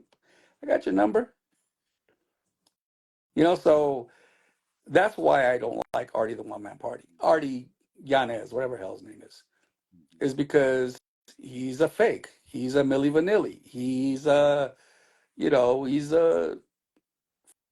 fraudster. He's claiming something that he didn't do, and uh, tried throwing me under the bus in the process. That's a mistake, bro. You don't do that. You don't throw me under the bus. So that's why I don't get along with the dude. That's why I don't like him. You know what I mean? So yeah, so that was a big mistake, naming that artist Artie the One Man Party. Um, I am actually going to. I haven't done it yet, but I am planning to, since the master is still owned by Groove Nation. I am going to re-release it. I'm going to re-release it. I'm going to remaster it because the mastering really was no good. I'm going to remaster it, do a couple of edits, different edits, and actually I probably might even do an updated mix, for today, but keep the original one intact. And I'm going to call the artist DJ Juanito. So it's going to be re-released the way it should have been in the first place. Yeah. That's that record. So if you have any questions, you want to check to see if there are any questions there. No, actually, you know what? One of the questions was about Artie the One Man Party, and you answered it. You know what I mean? Like I said, we're just screening through the questions, and literally one of them is going to be towards the end. I got a couple here on the phone that people have been sending me that I'm going to ask later because they're more towards the end of where we're going All right. with this, man. Because I mean, you're just dropping dimes left and right, man. This is just your stories are amazing. They're great and truthful and everything, man. And I'm loving it because when I wasn't a DJ. I was just a party goer, but I remember those jams, those three jams, and that's kind of when I started like really paying attention to house music and getting into house. And growing up, first generation born in the United States, is like we're still so tied to Latin music and stuff like that. So listening to like a Mover la Colita and stuff like that was like important for me because it was just like, dude, this is fucking dope. Not knowing who was producing or nothing, because I'm just a party goer, dude. Like if I go to the party and I listen to a song, I'm like, I don't know no DJs. I'm just getting into it. Like, what song was that? Was a dope ass song, and what was this? And here we are later on now, learning that it's, you were the instrument that started that, and I remember those songs so vaguely, like I mean not vaguely, but so imprinted because they left such a big impression in me getting into this music. Right. That's amazing. That's dope, bro. I love this. I'm loving every fucking. I'm hanging on every word you're saying, brother. Here, This is amazing. here's we're gonna be going into Lina Santiago in a few. We're gonna Yes. be going into Esa Nena Linda real quick and Lina Santiago in a second. Yeah, yeah. But here's a bonus story before we get there. Mm. Um, when I was at Behind the Groove, the first store that I had my studio at, after I moved from Macola and all that, I put my studio in at Behind the Groove in the Valley. Um, so a lot of things happened there. One of the things that happened there is kind of important. Kind of changed a lot of trajectories. Mhm. Um, I met this guy there. He needed my help. And honestly, I don't know how he knew I was there. I don't know who told him to come over because I didn't know him. But he came over and he asked me for help. That guy is Richard Humpty Vision. Oh, okay. He wasn't on Power 106 yet. He was trying to get on Power 106. Now, the help he needed from me was, and now some people do know this story, but not everybody knows it. But so I'm gonna drop it here. Like I said, I'm gonna people could hear it from the horse's mouth. He what he wanted from me was he wanted me to help him with a mix, a Wayne's World mix. I go, huh? A Wayne's World mix? What are you talking about? So there was a competition brewing at Power 106. It was between him and a DJ called Boris, DJ Boris. Now, from what I understand, now maybe somebody might want to check me just to make sure that maybe I don't, if I have my facts wrong, someone could check me.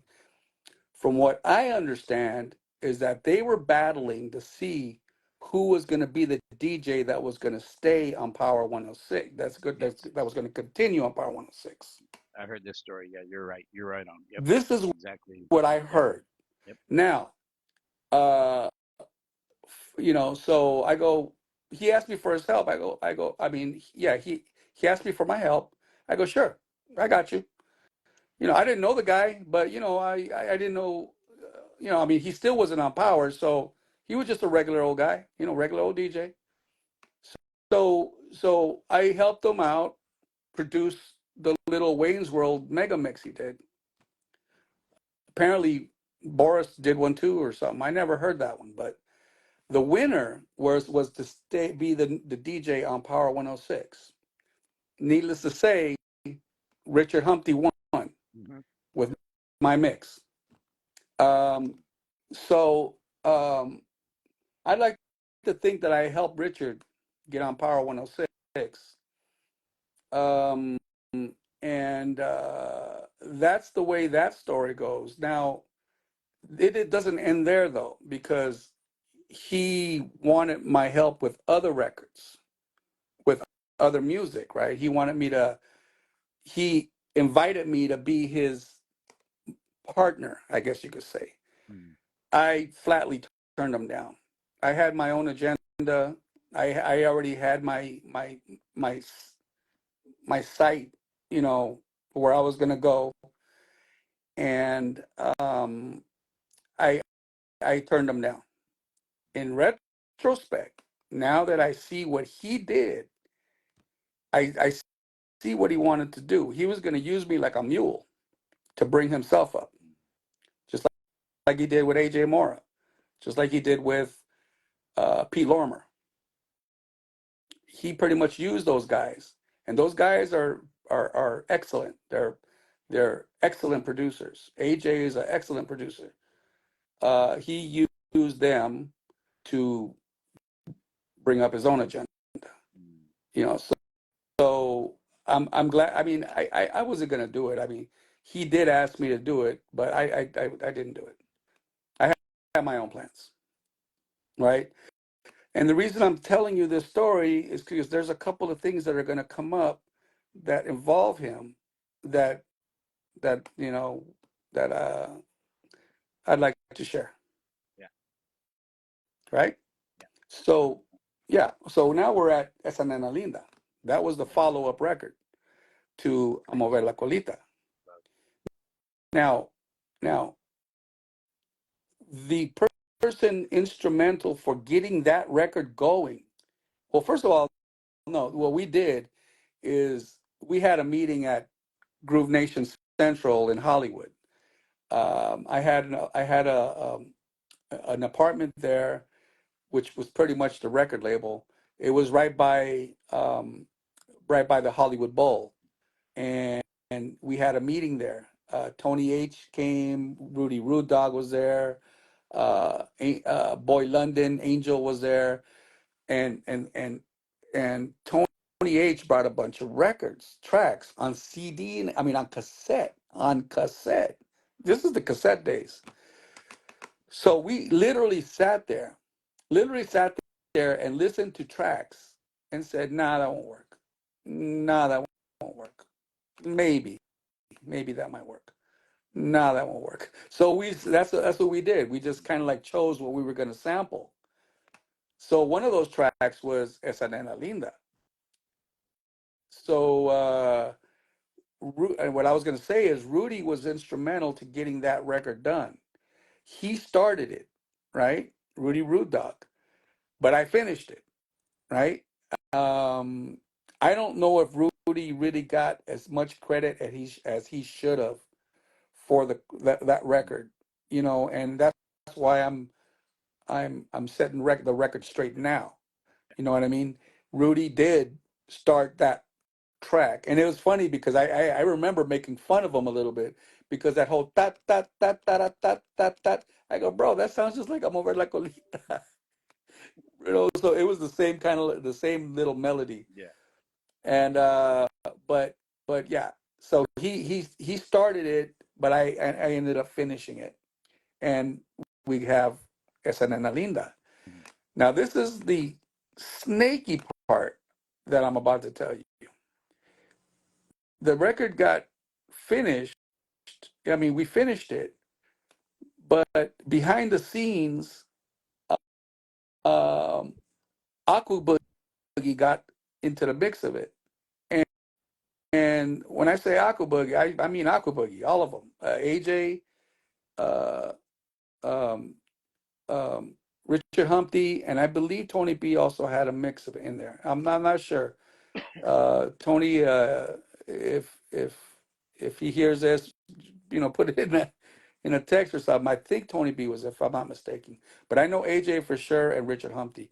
Well, that all went down without my permission. That all went down without. Nobody told me about it. No one said nothing to me about it. All I know is that it came up and I was furious because nobody asked me about it, right? Only thing they did was put Artie in there. Nena, con tus lindos ojos, esa cara bella, te gusta bailar al ritmo. That's what he did. They put Artie in there. And I was already on thin ice with Artie, man, and I was already, they ended up putting him in there, and I was furious, and um, and that's what happened with Esa Nena Linda. I have a feeling Richard was behind it.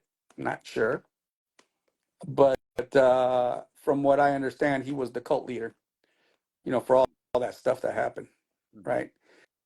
So yeah, so that's what happened with Esa Nena Linda. That record also blew up, hit record. It blew up everywhere. Yeah. Um, I mean, it depended on who you spoke to because my record, my mix was exactly, a lot of people played my mix and radios played the mix with Artie in it. You know what I mean? Like in rotation, whatever. But it was my music under it. It was just Artie on top of it. It was nothing different, really nothing different. No, not too much of a change. It was our music, but they put him on top. They dubbed him in to say. Let's put that way. Well, that was one of the little things that poked the bear. You know Mhm. what I mean? When you have this Groove Nation Aqua Boogie rivalry. Mhm. You know what I mean? So that's one of the things that poked the bear that I was upset with. So that's probably the first thing. Not to mention, they also started a Busta Groove ish style of record label called House Nation. They started House Nation. It was like Busta Groove style. And we went a few rounds about that too. I go, "Can't you motherfuckers be fucking original?" You know what I mean? Uh, come up with your own shit, bro. What the fuck? Leave me the fuck alone, dude. You know what I mean? So they did that, and um, that was short lived, and I kept going with Busta Groove. So yeah, that was another thing that poked the bear.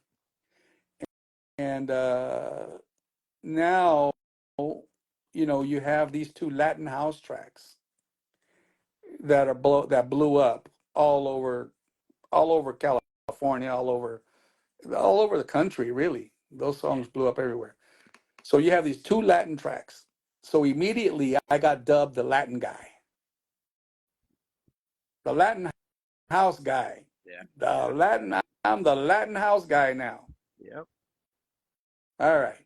So we're we're going full steam ahead with Groove Nation. I mean, yeah, with Groove Nation. Mm-hmm. Going full steam ahead. And at one point, I was doing a lot of sampling also with Groove Nation, but I was trying to be a little more careful, and I was trying to produce more stuff with the keyboards and the synthesizers I had and samples, trying to be a little bit more melodic with samples. But I reached out to my buddy Tony Ramirez, and I told him, Tony, it's time we found an artist. I want an original artist. I need to produce an artist now. So Tony's like, I'm on it. I put the word out.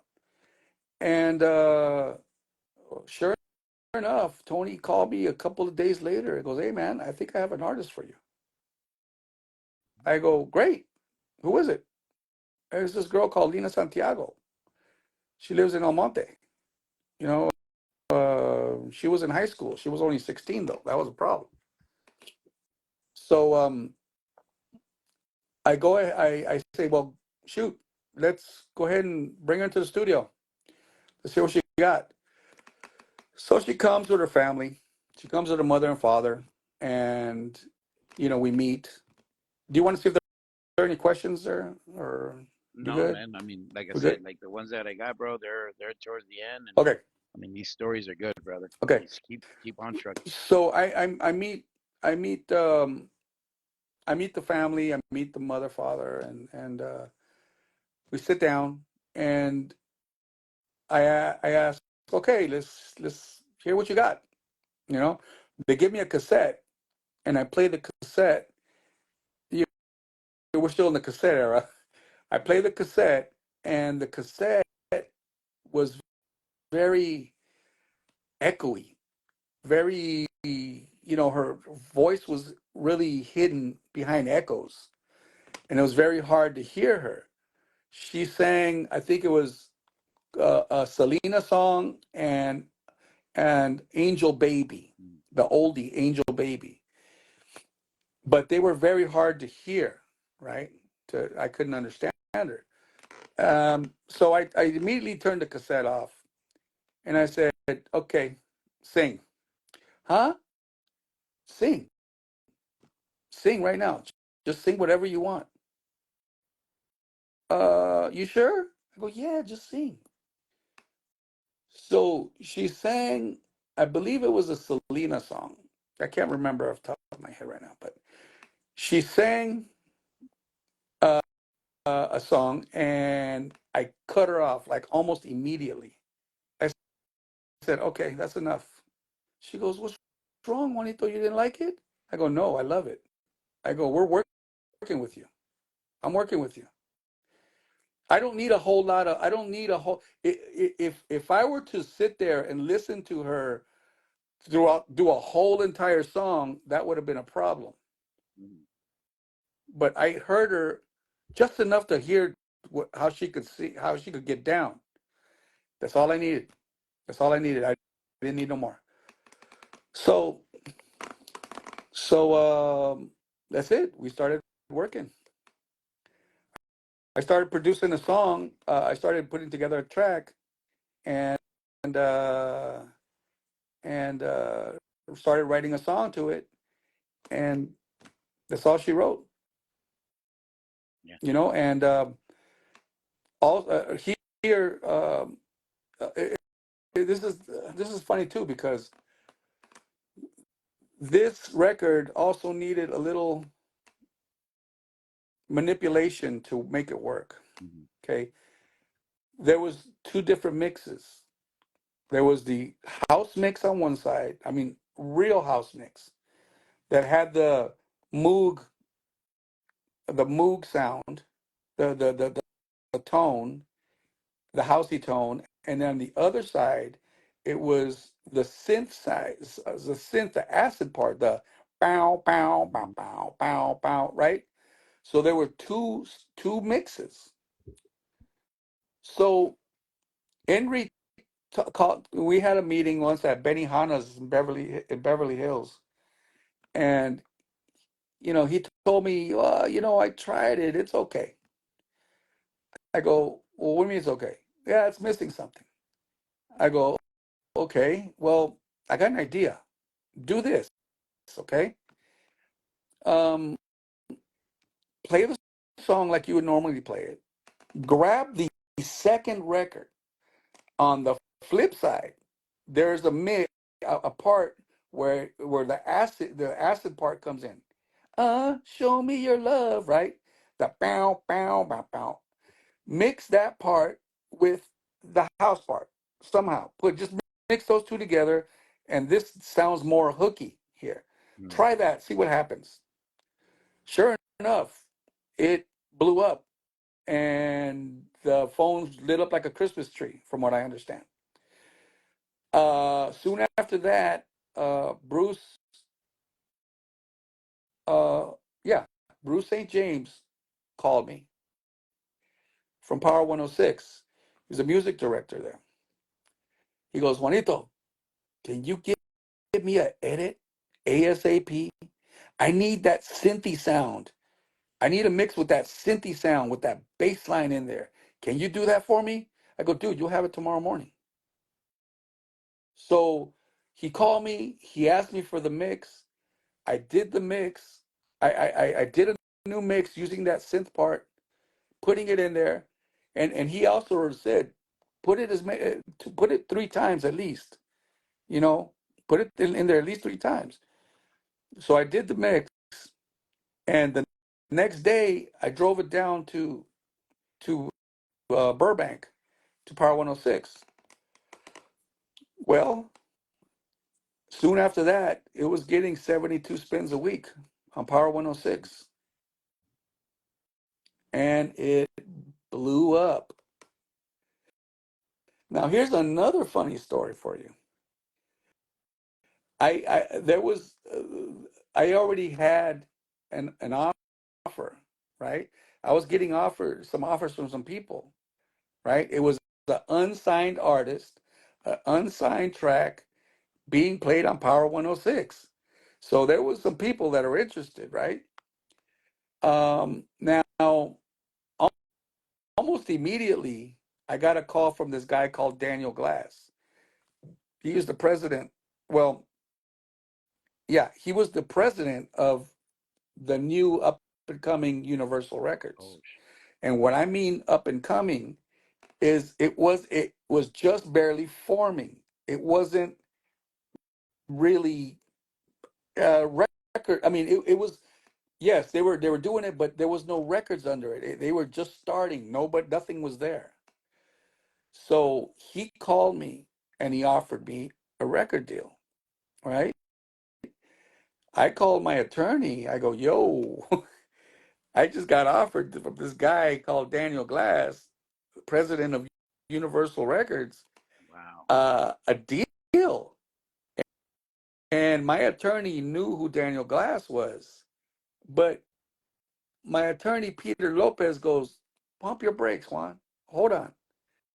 Let me kind of put the feelers out, right?" So the next day, um, Peter goes, "Hey man, you got a meeting with Jimmy Iovine. Go meet with Jimmy Iovine at Interscope." Okay, so I met with Jimmy Iovine. He also offered me a record deal for Lima Santiago. Now, the reason I went with Universal is because there was a special catch with Universal. Feel So Good was going to be the first record ever released on Universal. So I turned to Peter and I go, "Yo, Peter, I really, really would love to work with Jimmy Iovine. He's like, he's my hero, dude. But I want the history. Yeah. I want the history, Pete. Call me crazy, but this is some historic shit. To be the first record on a label, Universal label records. Now you have Universal Studios, you have Universal Pictures, but there was no Universal Records. Now there was a Universal Records, and Lina Santiago was going to be the first record, first artist, Feel So Good, the first record on the newly formed Universal Records. So, Wow. so, dude, okay, now let me just backpedal a little bit. Richard Humphrey called me. I still haven't told anybody about Universal, but he called me and told me that if I would let him take charge of Feel So Good, it would blow up beyond belief. And I already had the pending deal with Universal. Oh yeah, Richard, tell me about it. What are you talking about? Yeah, man, you know what? I'll take it to the next level, bro. I'll hook it up, I'll make it happen, we'll blow it up and this and that. I'll go, "Oh, really? Okay." I go, "Yeah, I'm sorry, Richard. I'm gonna have to decline.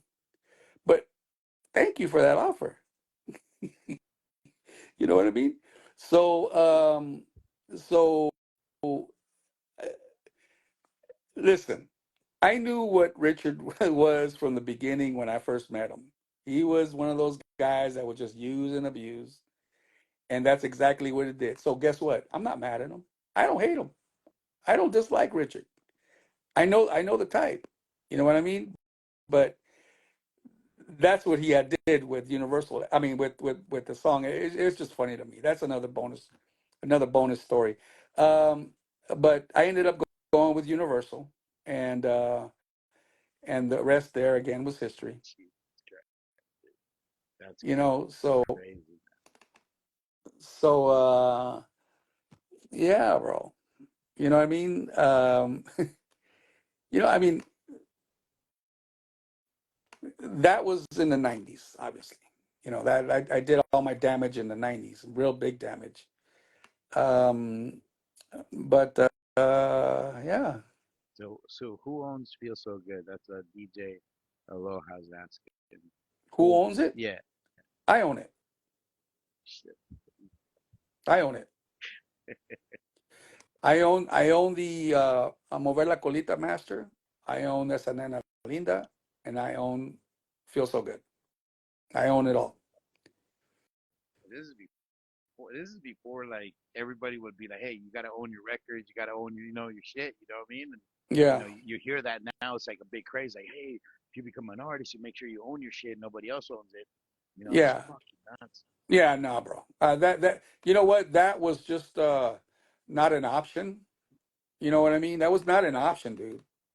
I mean, to this day, I have over 800 tracks in my catalog, including all the new stuff, including some unreleased stuff that I'm keeping under my sleeve right now because there's this one. I mean, usually when I have something done today, when I do something today, I'll put it on Facebook. I'm notorious for that. I'll put it up. I'll show it off. I'll do a little. I'll do a little. What do you call it? Visualizer. Hmm. You know, hey, my new track. You know, check it out, or I'll release it. I have a track right now that I'm not budging on.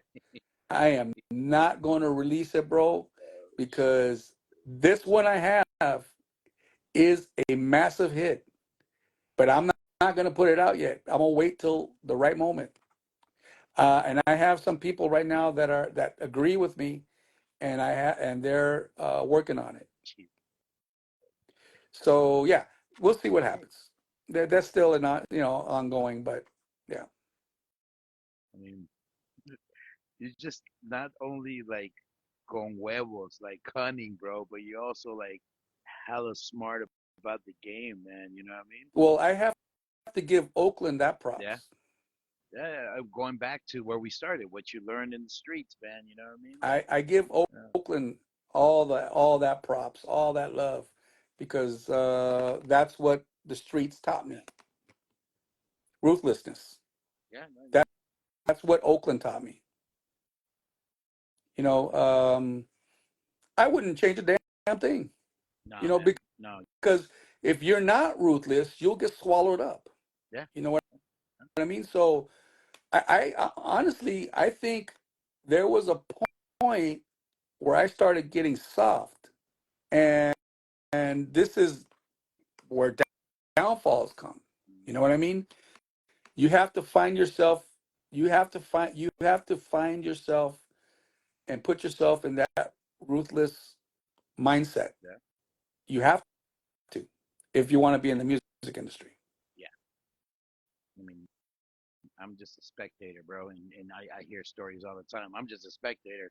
You're living this life, and you're telling me, I'm just a spectator. So, definitely you gotta have that colmillo, that you gotta be on it. Yeah, bro. It's something else. It's something else. You still talk to Lina Santiago. You guys are still, with all the No, stuff that you've done. No, no. no, no. You know what? I don't. I don't dislike her. I don't hate her. I'm not mad at her. Um, I actually thought she was a very, very nice girl. Uh, but she got people in her ear. She had got Mm-hmm. people in her ear that just told her shit, and turned her against me. You know, um, yeah, I might have been a little abrasive at some points. I mean, a little. I remember I specifically remember yelling at her once because she didn't want to meet with. I think was it my attorney? I think we were just to meet. No, no, nothing to be signed, just to meet. But she was like, no, why this and that, and I gotta go. And I think I yelled at her, man, because what are you talking about? This is the chance of a lifetime because we had Universal knocking on at the door, Mm-hmm. right?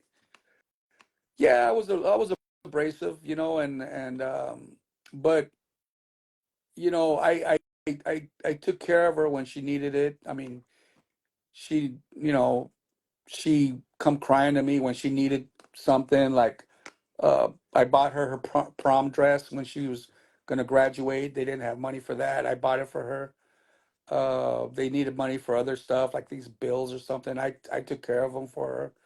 You know, so yeah, I tried, but she turned against me anyway. That's It's part of the business, bro. You know what I mean? yeah, It's part of the I business. understand.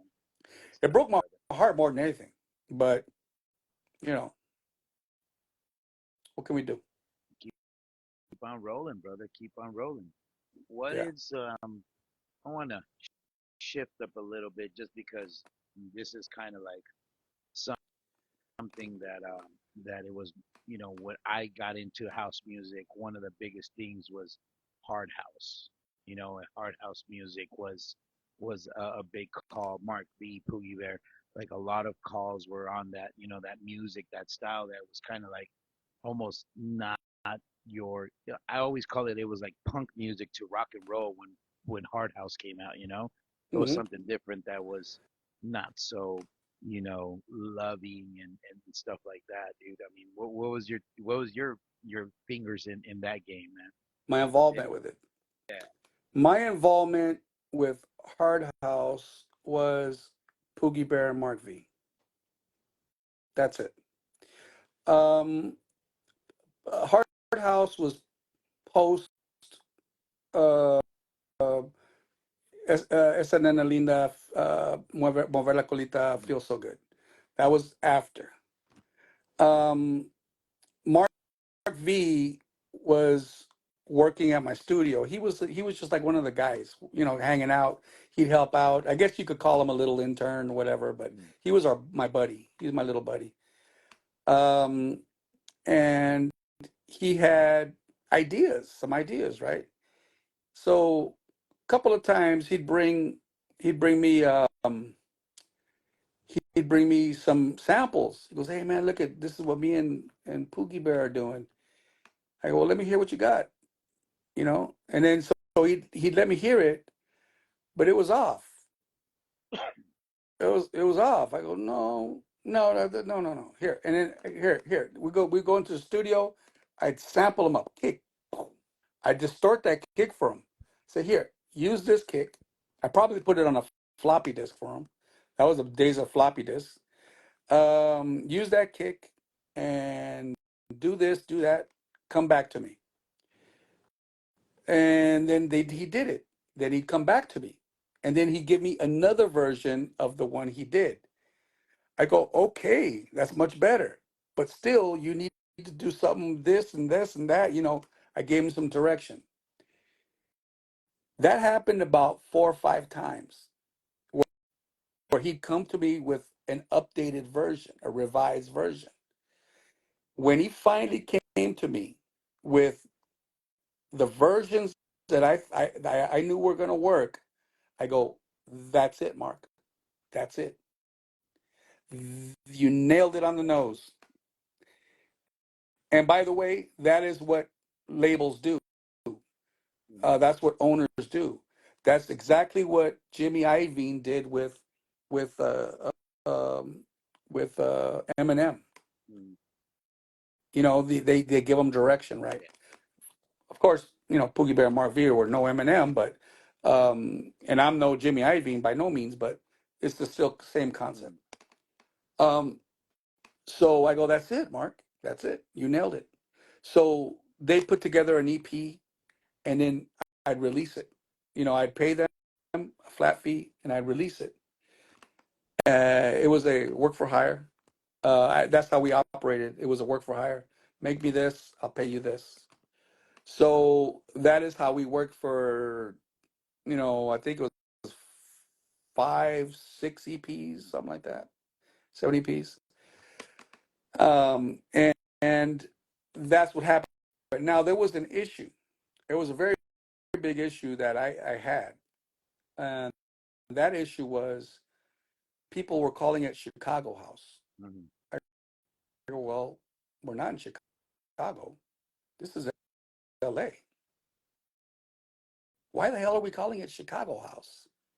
Right? So, and this is something.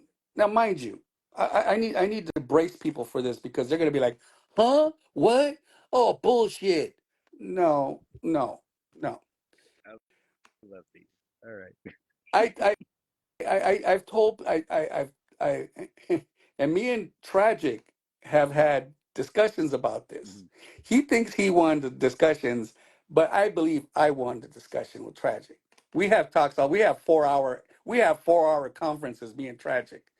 So I said, "Yo, man, we're not in Chicago.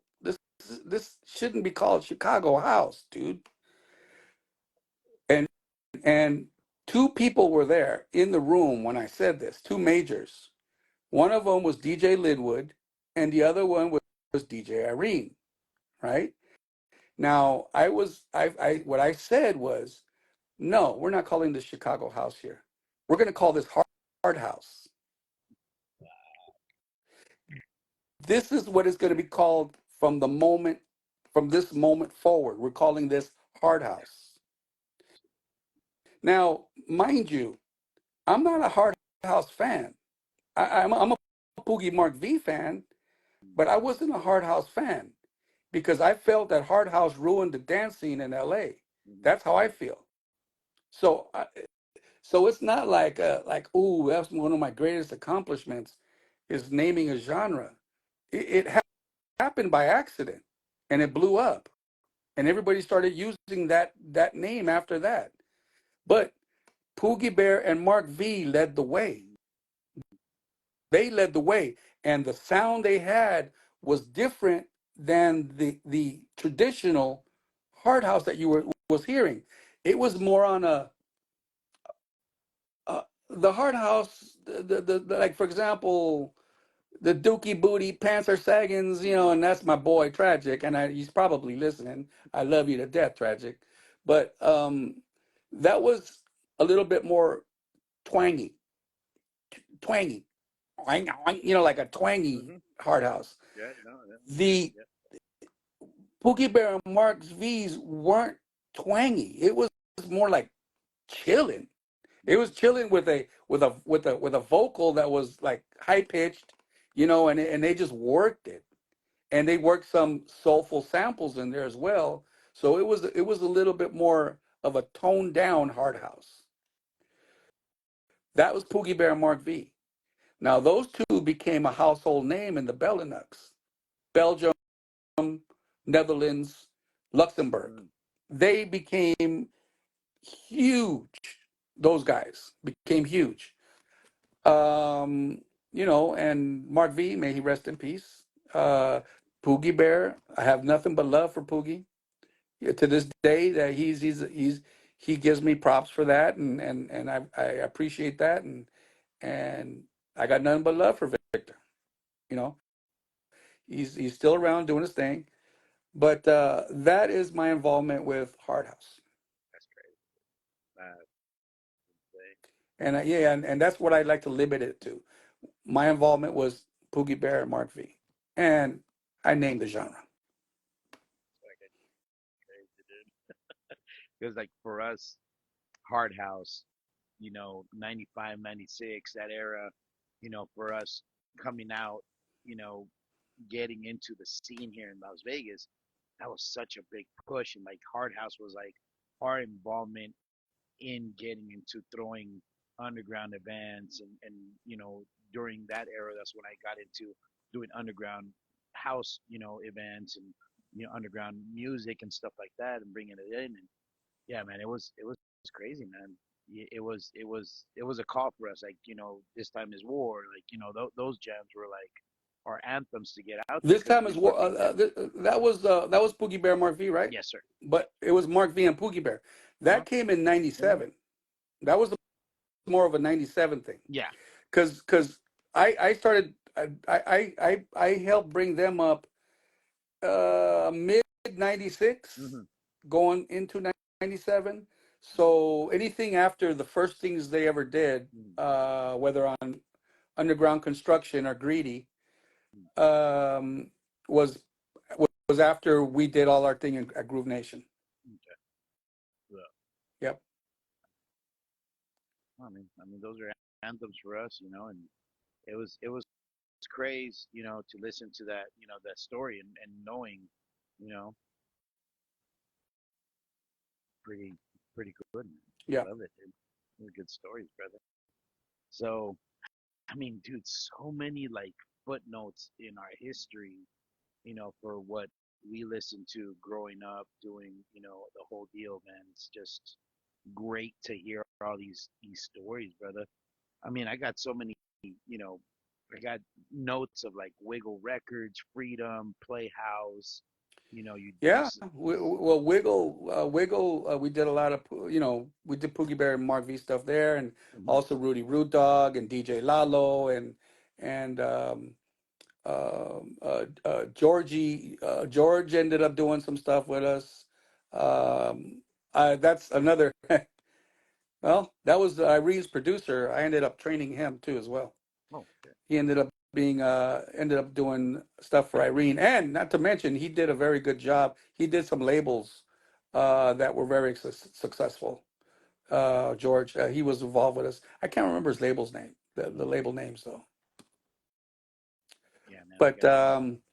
yeah, that was the golden age, man. 1993, 94, 95, Mm-hmm. 96 was the Groove The golden Nation era. golden age. I like to think that we held down. We the waves belong to us, bro. The clubs belong to us in that time.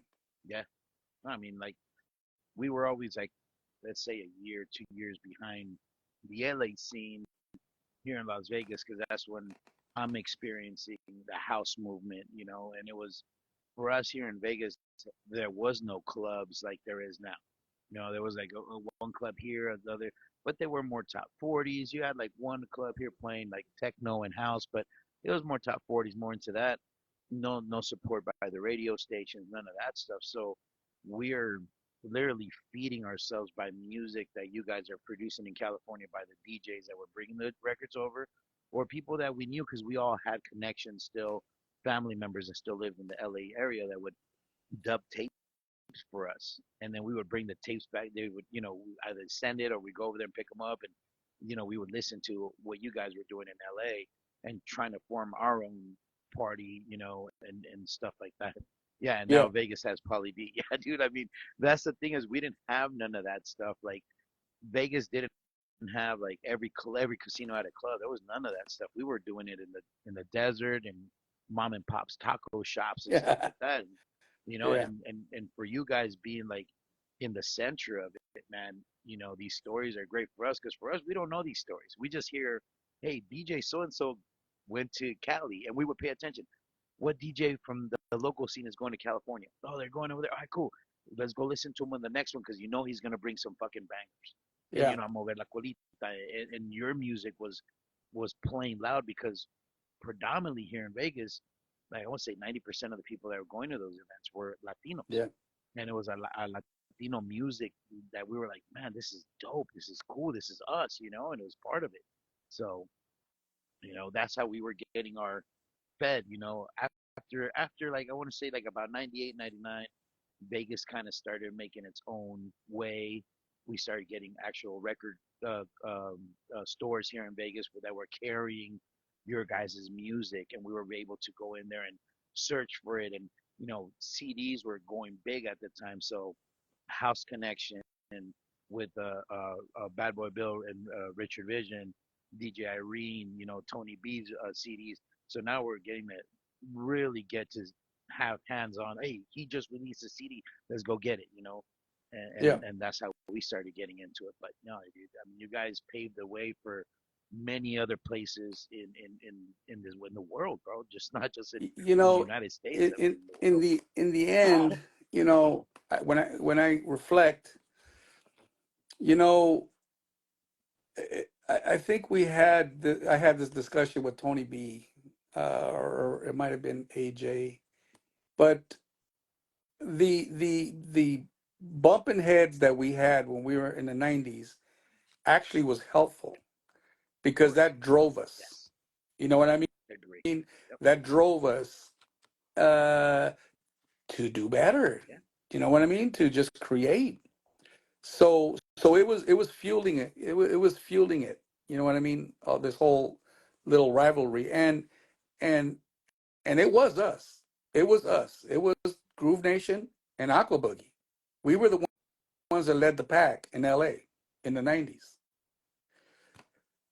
So yeah. Then you had like you had Juan, my buddy Juan V did start uh, Groove Daddy, was it? I believe Groove Daddy, and you have some labels popping off here and there, but we were The the pioneers. two the two big ones. I mean, How do you? Okay, so this is a little bit forward, but I just wanted to touch on it because we are talking about the 90s. And how do you feel about the whole resurgence right now in the 90s? Like, I created this page because of what we experienced in the 90s, now in the 2000s, and I see so many events and so many things happening in California. about, you know, bringing back the 90s and all the 90 artists. How do you feel about like all that movement that's happening now Well, in I in think I LA? think nostalgia is good. Hmm. I think people should remember the good old days. I sure do. Hmm. But I actually like to I like to think more future. Hmm. What's next? Yes, of course. That's what keeps me on gives me a certain edge. Even at this level, even at today, I'm always thinking, what's next? What's next? I have some stuff that's brewing right now that'll put all the stuff I did in the past to shame. Oh, shit. I just can't reveal it right now. Okay. There, I have some records I haven't released. I haven't that I want to release it bad, but I'm not going to.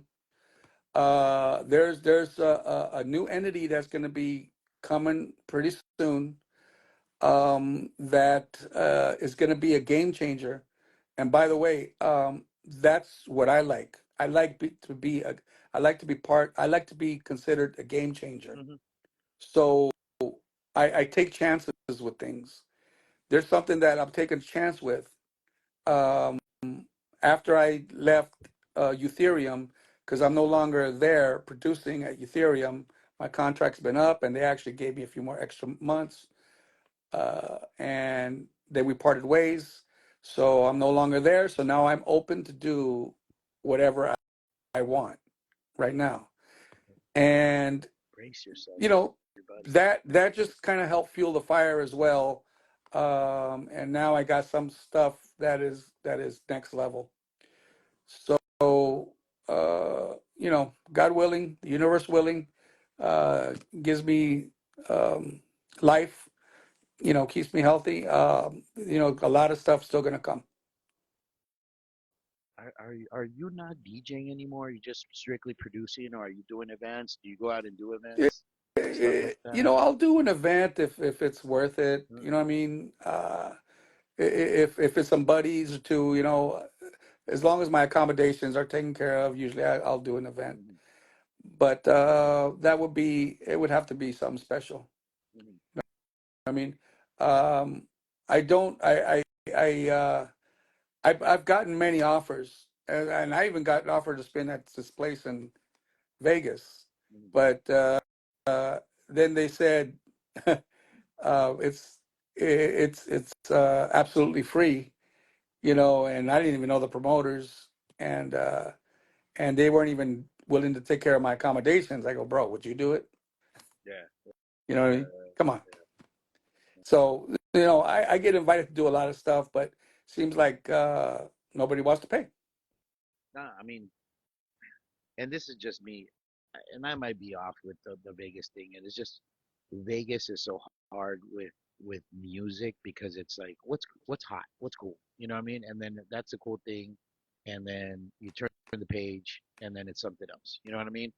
It's never about the artist, it's more about Well, that's the society now, yeah, man. yeah. That's just the way they roll now in the music industry. Mhm. It's who's getting the most likes. Exactly, that's what I It's was gonna say. Yeah, who's the most yeah, popular. Forget the song. yeah, How does the song sound? The song yeah, sucks, but this person is getting like 2 million likes, yeah. 2 million followers. Yet they're It's playing your all song. it's all BS, bro. Yeah, It's all yet they're BS. playing your song, brother. You know what I mean? They're like, hey, we're gonna, remaster or remix this song, and that's like the thing that I listen a lot to tech house is that, now with tech house is like you got some really good producers out there, but a lot of them are using samples from like the '90s, and then they'll throw their tech house, mix into it, and then here's your song, and you're like, hey, I remember that jam. I remember that beat. It might Yeah. not be like the vocals, but I remember that beat. So, yeah, man, it's tough, man. Yeah, Vegas is tough with it. That's why, like for us, I went to I think a month or a couple of months ago, we got a chance to go to the ditching party there in LA. And it was cool because we don't get that here in Vegas. We will never see that. Even as much as I wanted to do something like that, it wouldn't happen because there is no nostalgia to it like it is in SoCal, as close as we know. I'm pretty sure there's other places doing the same thing, but there was a lot of, you know, a lot of nostalgia there, a lot of like old school DJs that we grew up listening to, producers and stuff like that. Yeah. Yep. Oh Yep. man, that's cool. And so, the 90s was a lot of things that people wanted to hear. What's, coming into the 2000s, brother? Like, how's your career going? How's everything flowing, man? I'm producing more than ever right now. Fuck I'm producing more than the '90s. The quality the quality is up 1,000%. I think yeah. quality is just a whole lot better. It's a whole other monster. But um, I gotta. I'm not a youngster, but I stay along with the trends. I stay along with the sounds. Mm-hmm. Um, I mean, because that's what I do, man. I research all day and I produce. So I research, produce. You know, I stay on top of all the new synthesizers. I stay the new plugins, the new samples. I pretty much stay on top of all that. And since I've been doing this for what I can't do the math right now, but over 30 years probably. You've been at it for Sampling a and while. sampling and synth and producing and and you know the whole thing. I've been doing it forever, so it's like riding a bike for me. Yeah. So Uh, And you're a fighter too, brother. Like, that's the you, easy part. The production is the easy yeah, part, dude. That's not even like you can do that's that in just your sleep. easy. Yeah, Yeah, dude, that's crazy, man. I mean, it's cool, like, to hear like your stories and always like pushing yourself to that next level, no matter what, and having your hand in so much stuff that I personally didn't know, man. And I don't consider myself. I don't label myself as a house head because I'm not, and I'm always learning. And that's why I like to do this show because I learned so much and how much influence you've had in the music that we grew up listening right. to is amazing, dude. It is insane, Yeah, coming, like you said, from the horse's mouth. Like you're saying, man, I did this and I said this and I did that. And, if anybody has any issues with it, I'm right here. Like, what's up? You know what I mean? So it's even like, Mas con huevos, like, hey, what's up, homie? Like, I'm right here. If you call me a liar, I'm right here, dude. So I love yeah. it, man. It's fucking great. No one's gonna step up, man, because it's all they know it's all true. Yeah, yeah, yeah. It's all true. Bro, I came at I came when I drove into LA, it was Cricket City. I'm telling you that right now. It was Mm-hmm. crickets. There was nothing here. Nobody was really doing too much. Yeah, you had the clubs jumping, but on the production and the labels and all that stuff, that wasn't happening. I mean, you had the label guys. Mm-hmm. You had people like, I'll give you one. You had people like Steve Beltran. He he's an old schooler, and we're talking about this cat produced a lot of the top artists in the country, Mm-hmm. including Prince. He has some pretty good stories about producing a lot of stuff with Prince. Now he's the real deal. You know what I mean? He got my wholehearted respect. And I'm I am honored to be a good friend of his. We're both, we talk a lot. Uh, um, you know, uh, Coming up, I guess we didn't talk as much because he was doing his thing, I was doing my thing. So we didn't have that opportunity. But right now we're catching up a lot, and we have some really good Mm-hmm. conversations. He's the real deal. Guys like that, yeah, they had guys like that all day long. You know, but on the independent house music level, it's that's a different story. Yeah. In the '90s. Let me see here. Let's go to these real quick. Okay. Okay. Let's see here. This one was we already talked about Hardy, and then this one says, "Where can we buy the whole collection of Busta Groove on MP3?"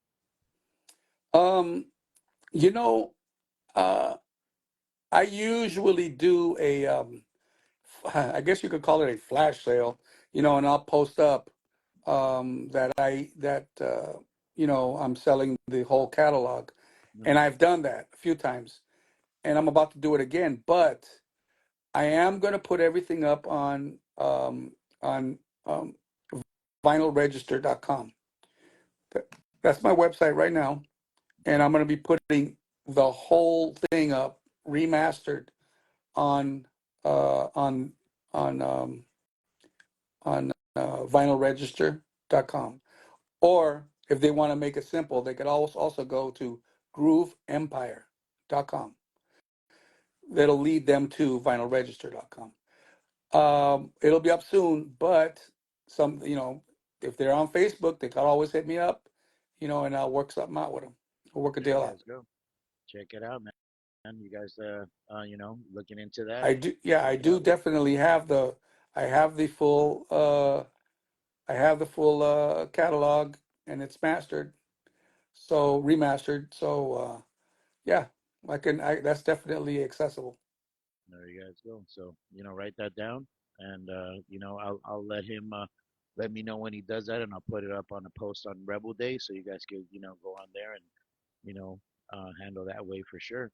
Let's see. The next one is we're gonna go back to What did that person say for busting? Who's that? I want royalties for what? some of this busted Who is crew. that? Hello, Who Weinstein is that? Apparel.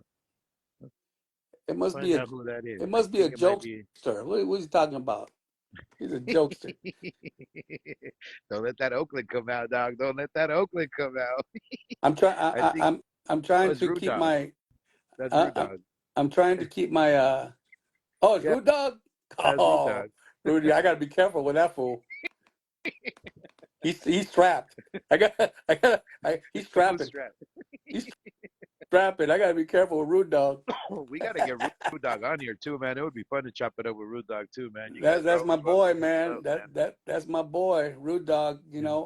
I didn't I didn't talk about him enough. We spoke about the Esa Nena Linda and his involvement with it, but that dude was my right hand man. Yeah, you He mentioned was that. my He was your dog. pistolero, Yeah. bro.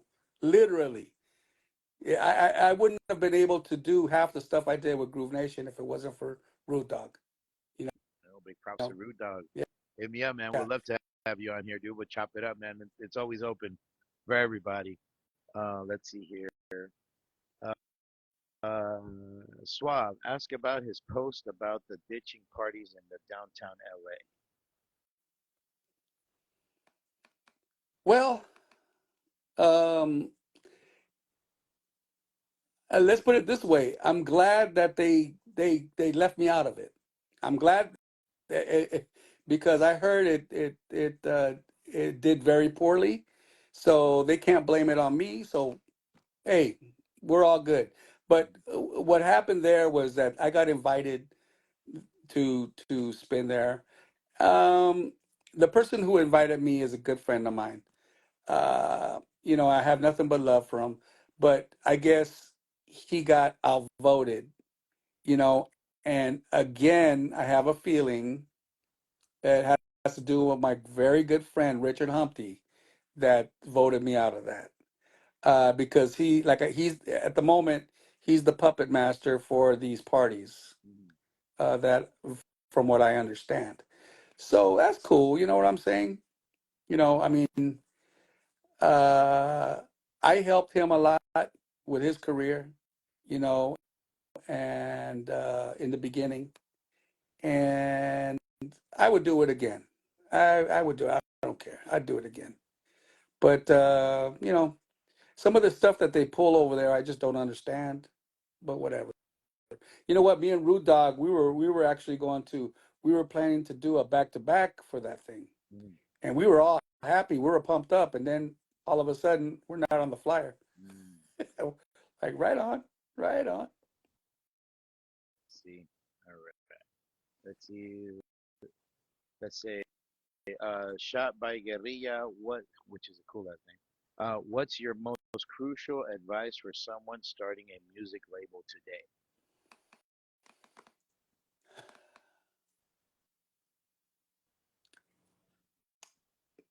Well, you have to you have to know that there are going to be sacrifices that are going to come.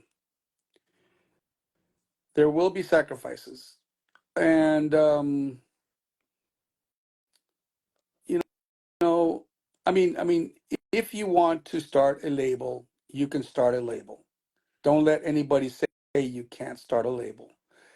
All you got to do is wake up one morning and say, "Today I'm starting a label," Mm. and just do it. Um, the game has definitely changed. From when we started it in the '90s. Yeah. It's gone digital to it's gone. It went from analog to digital to I don't even know what the hell to call it, where it's just streaming Yeah. now. Yeah. That's what it is. The streaming. But I will say this: mark my words, okay? You guys got to hear me on this.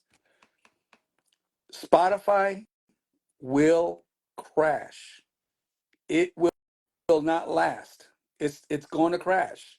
Mark my words. It will. It's not going to last.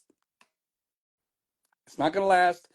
Um, the model that I'm embracing right now is again the direct to fan, the artist direct to fan model.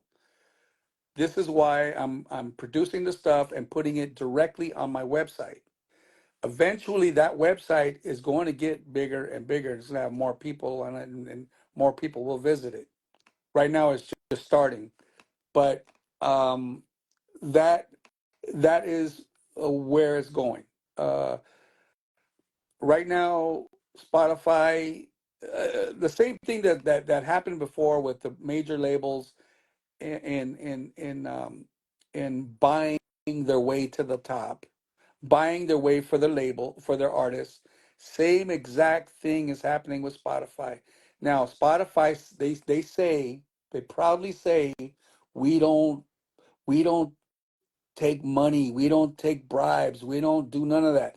But what they have is they have tools on Spotify, tools that could help them, that can position their songs in in different ways, right? Mm. So what's happening is the labels are now overwhelming that, and they are taking control of those tools.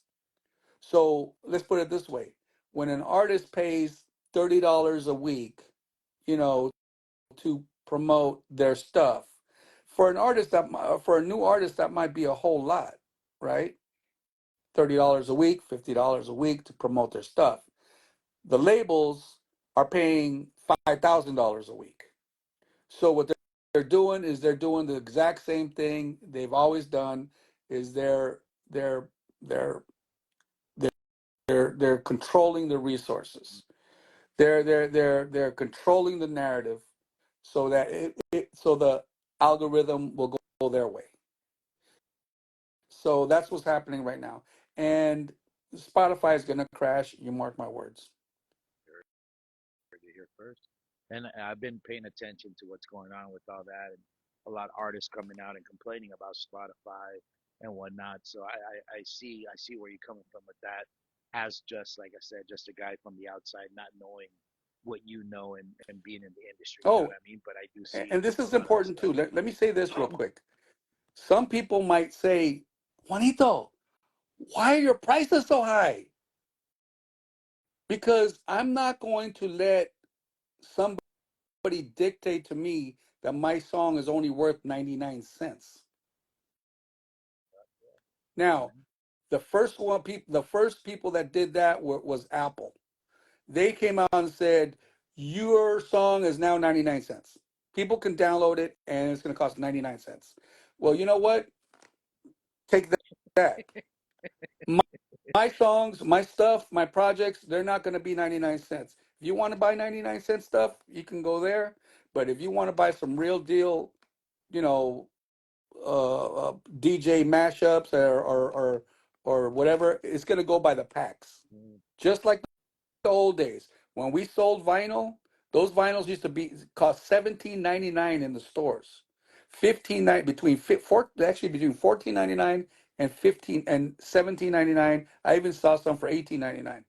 The records, right? Yeah, it was a physical record, but still there's work behind it. So my packs are going to be the traditional Buster Groove packs, and depending on the pack, it's going to go anywhere between 15.99 and 21.99, and that's it. You know what I mean? I'm not gonna sit there and like and like, oh yeah, no. You want my stuff? It's gonna be my price, and we're going back to the '90s when it comes to that. You know what I Amen. mean? Back Same to you thing guys. with the same thing with the singles. Same things with the EPs. EPs, I think I priced them for 7.99. 4 tracks, 7.99. I think that's what my EPs are gonna be, or 7.99 or 8.99. No, I think it's 7.99. Singles less than that. Albums, I'm pricing them higher than that, Mm, like 14, 15.99, whatever. I don't know. I'm doing now. That's something that I did in the '90s. Is I made my own moves. I set my own prices. I made my own changes. I didn't look around to see, ooh, what's the norm, what's the standard. mhm. I try to set my standards. You know what I mean? Yeah, yeah, If I feel this song is worth this, that's what it is, and that's it. yeah. You know what I mean? I'm not going to let Apple or anybody else dictate no more how much my music's going to cost for me, or the artist. So, yep. I love it, man. Yeah, man. I mean, you have the control, man. It's your music. It's what you do. It's your time. It's what you're putting your you in the mix. Like your hard work, your career, everything that you've gone through. It's that's what it's worth. That's what it's worth. And the beautiful thing about it is that when a DJ plays a dope ass track, and they're like, where did you get that? See, it's up to the DJ to share that information, but only only certain only certain people will have my shit. Not everybody will have it, whether because they don't want it because it's too expensive, whether they don't like whatever. I would rather cater to the few, and so that way my music is a little bit more is a little bit more. What's the good word? Uh, Help me out with that, bro. Premium, Huh? premium, Yeah, yeah, yeah. premium. We could use Yeah, that. We could use that word, but it's not used and abused and hoard. You know what I mean? It's different. It's like, wow, where'd you get that? You know what I mean? yeah. I mean, companies do it all the time. I for a long time, for 9 years, I worked for Rebel Days. I mean, for Rebel Days, for Red Bull, Red the Bull. energy drink. Their Yeah. biggest thing is that they're not just any energy Exclusive drink. is a good word. Who just said that? Exclusive. John J. Serrato. Yeah, that's Yeah, that's a good word, man. That's yeah, a good word. exclusive. Yeah, yeah, Exclusive is yeah. a good word. And Thank and you they for that. pride them. They pride themselves in being. They don't want to be like, oh, just because Monster or Rockstar is doing 199, we're not gonna stoop to that level to be 199. We are this much, and we set the price. And if you don't want to buy it, don't buy it. But it's still one of the best selling energy drinks out there. You know what I mean? So for just for me to kind of vibe with you on what you're saying, Yeah. definitely makes sense of saying, hey, you know what, this is what my work is worth, and if you don't like it, don't buy it. But Hey, there's what going to is be people that can buy it. Rude Dog saying? Talk about the time you and Nino went to collect from that distributor that wasn't paying their bills. Oh, Rude you Dog just came love putting me swinging, on dog. that in the spot, don't you, Rude Dog? He knows me. He knows me as what was that thing he used to call me? They called me the Suge Knight of dance. Stop it, Rudy. Stop it. But Who'd you you know what? I will say that story. Okay. Now listen. There's a lot of stories, bro. I mean, I only scratched the surface. There's so many stories, bro. We actually did Disneyland too. Oh We wow. performed at Disneyland. How many artists do that? We don't, well, not me, but my artists, they performed Yeah. at Disneyland. Okay, I'm gonna tell that story just for Rude Dog. Um, so I went to Exodus one day to go. collect some, no, actually not collect. I went to go sell some records, right? I went with probably a brand new record, and Robert was there. We did our business, and then he told me something. He goes, "Hey, Juan, do you have any business with Deltra? Deltra, yeah, Deltra Records?" I go, "Yeah, I got a lot of business with Deltra. They're my main distributor." He goes, "Well, they're going out of business." Oh shit. I go, "What?" He goes, "Yeah, if you have anything over there, you better go handle it right now because they're going out of business." I go, "Okay, all right." So first thing I did is, as I went to the studio up there on Highland, and I called Deltra, and I called the guy up. His name was Wes. I said, "Hey, Wes, I heard a nasty little rumor. Is it true you're going out of business?" He goes, "Oh, no, no, man, we're not going out of business." I go, "So it's cool to put this $5,000 check in I just got from you, right?" He goes, "Yeah, yeah, go ahead, put it in." I go, "Okay, cool, no problem."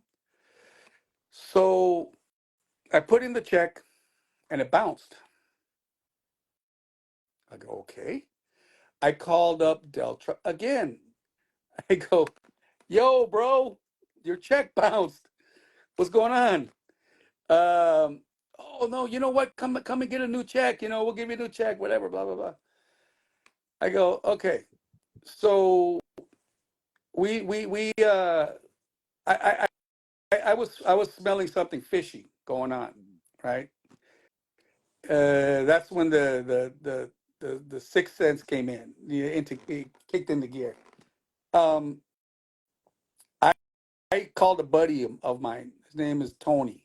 We called him Crazy Tony back in the days. My Cuban buddy, and he had a bunch of buddies from South Central.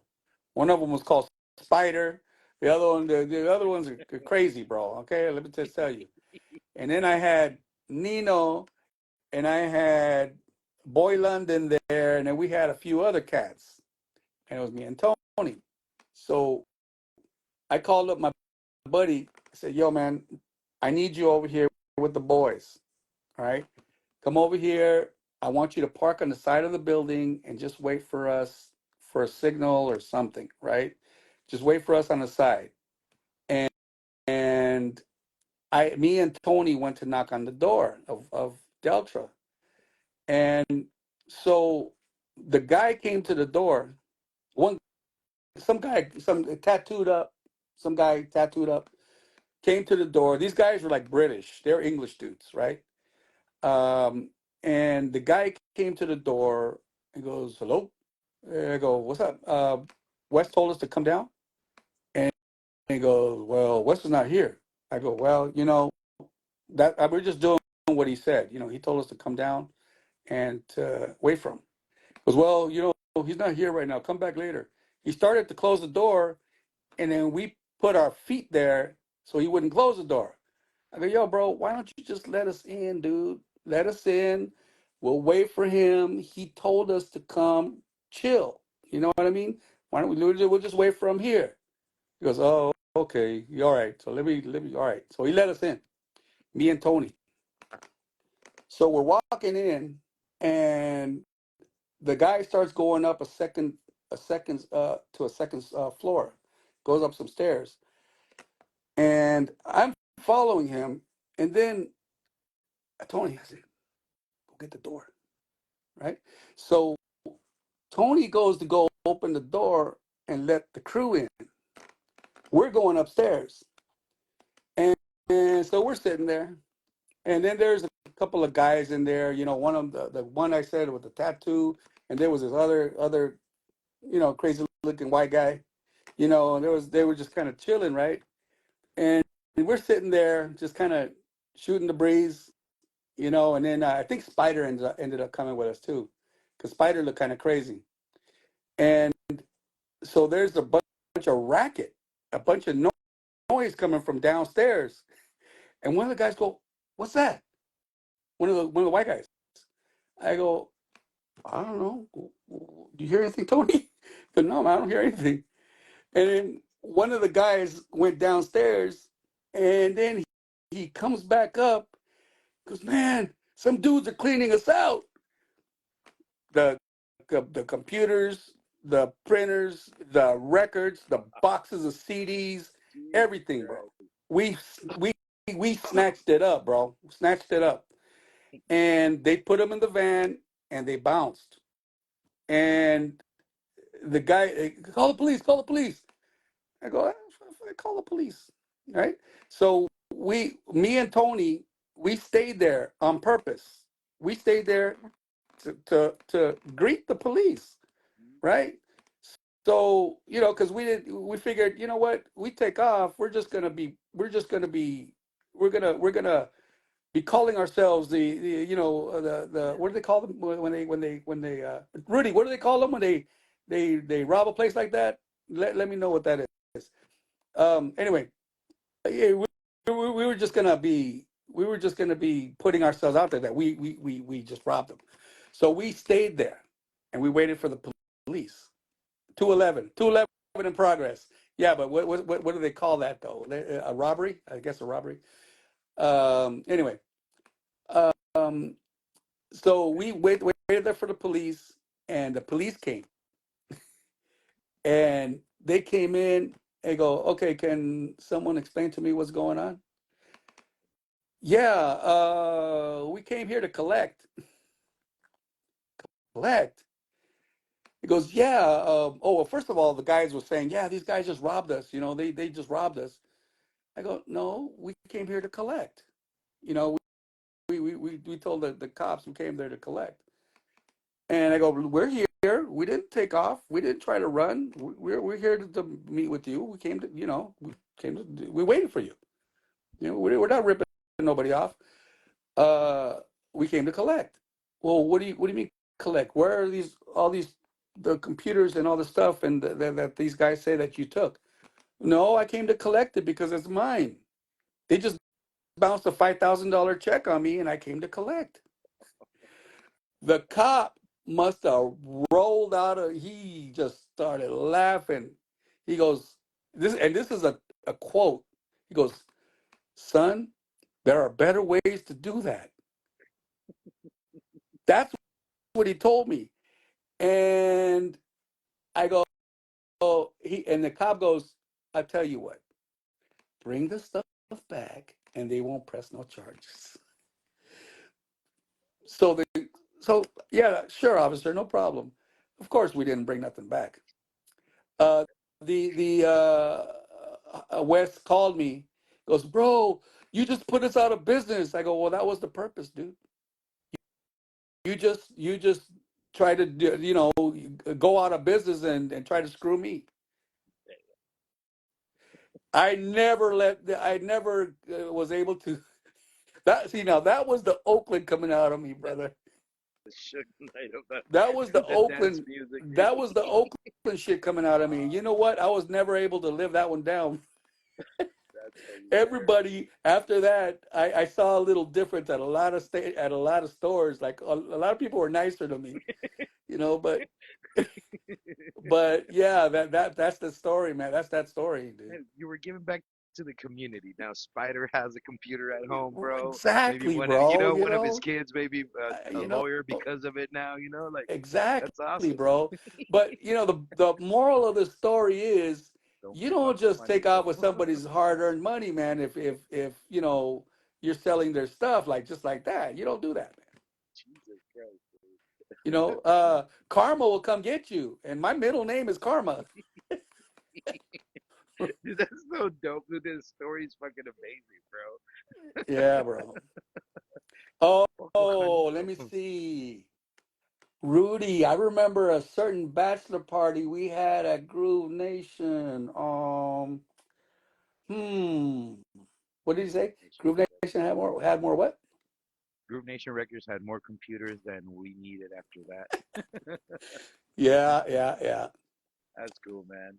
yeah. Well, look, we busting 3 hours.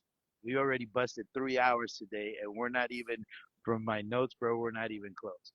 But because it's 3 hours, and I want to make sure it saves because this is such a great interview, I want to invite you again to keep going whenever you want. hit me up, dude. I would love to have you on here and we could just chop it up. I've done it with Suave. I've done it with a bunch of guys. Just come over and just chop it You up, know bro, what, because we bro? have so much stuff. You know what? Invite Rudy. Yes. You will get some good stories from Rudy. He was my right hand man with Groove Nation. He was there for damn near all of it.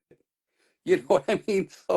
So maybe what did he say? What did he say? I want to what? Said I want to join the next one. I could do like have both of you guys at the same time as well, Oh, because I that'd be would love to crazy. see you guys doing this whole thing. We could set it up. I know everybody would love to see that, and hear it. And I'm always down. I love this is why I do it because of the stories you guys give me are Absolutely, just amazing, man. absolutely. I love I'd this. I'd love I'd love that. That'd be dope, man. Rudy could check me on stuff because I'm getting old and stuff, and he could check me on where I'm wrong and stuff. There you go, Rudy. Uh, Rudy hit me up. I got your information and we could just link it up, have it for a day, and then literally just go off like the Rudy next day because this was Rudy's the dope. king of the corpse. Is that what they call him? Like the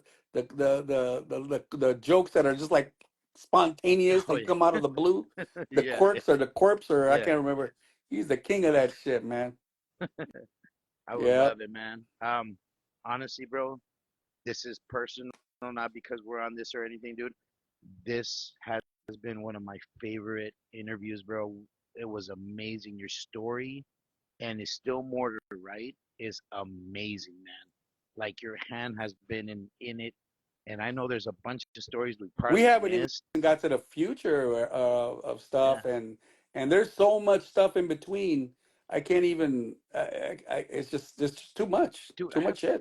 I have 3 pages of notes for you, bro. I didn't even get to 1.5, bro. Like, you know what I'm Yeah, saying? It's like so much great stuff, and I want to keep doing this with you because it is great, and I personally love these history lessons and stuff like that, and I know a lot of people love it as well.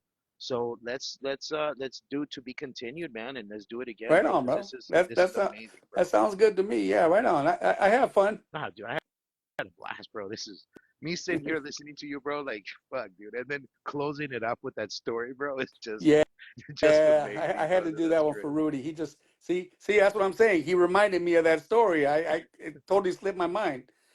Oh, I want to sit down and listen to both of you guys go back and forth. This is gonna be awesome. But Yeah, you know, 3 hours, and like I said, we could go some more, but we're gonna be to be continued, so we get more people involved and get more people to check it out. right on. We'll call, I, call that the part one. yeah, this is part one and part two coming soon. Thank you so much, Juanito, man. I really, bro, this has been an amazing, amazing, My pleasure, dope fucking bro. My deal. pleasure. All All right, good. guys. Yeah.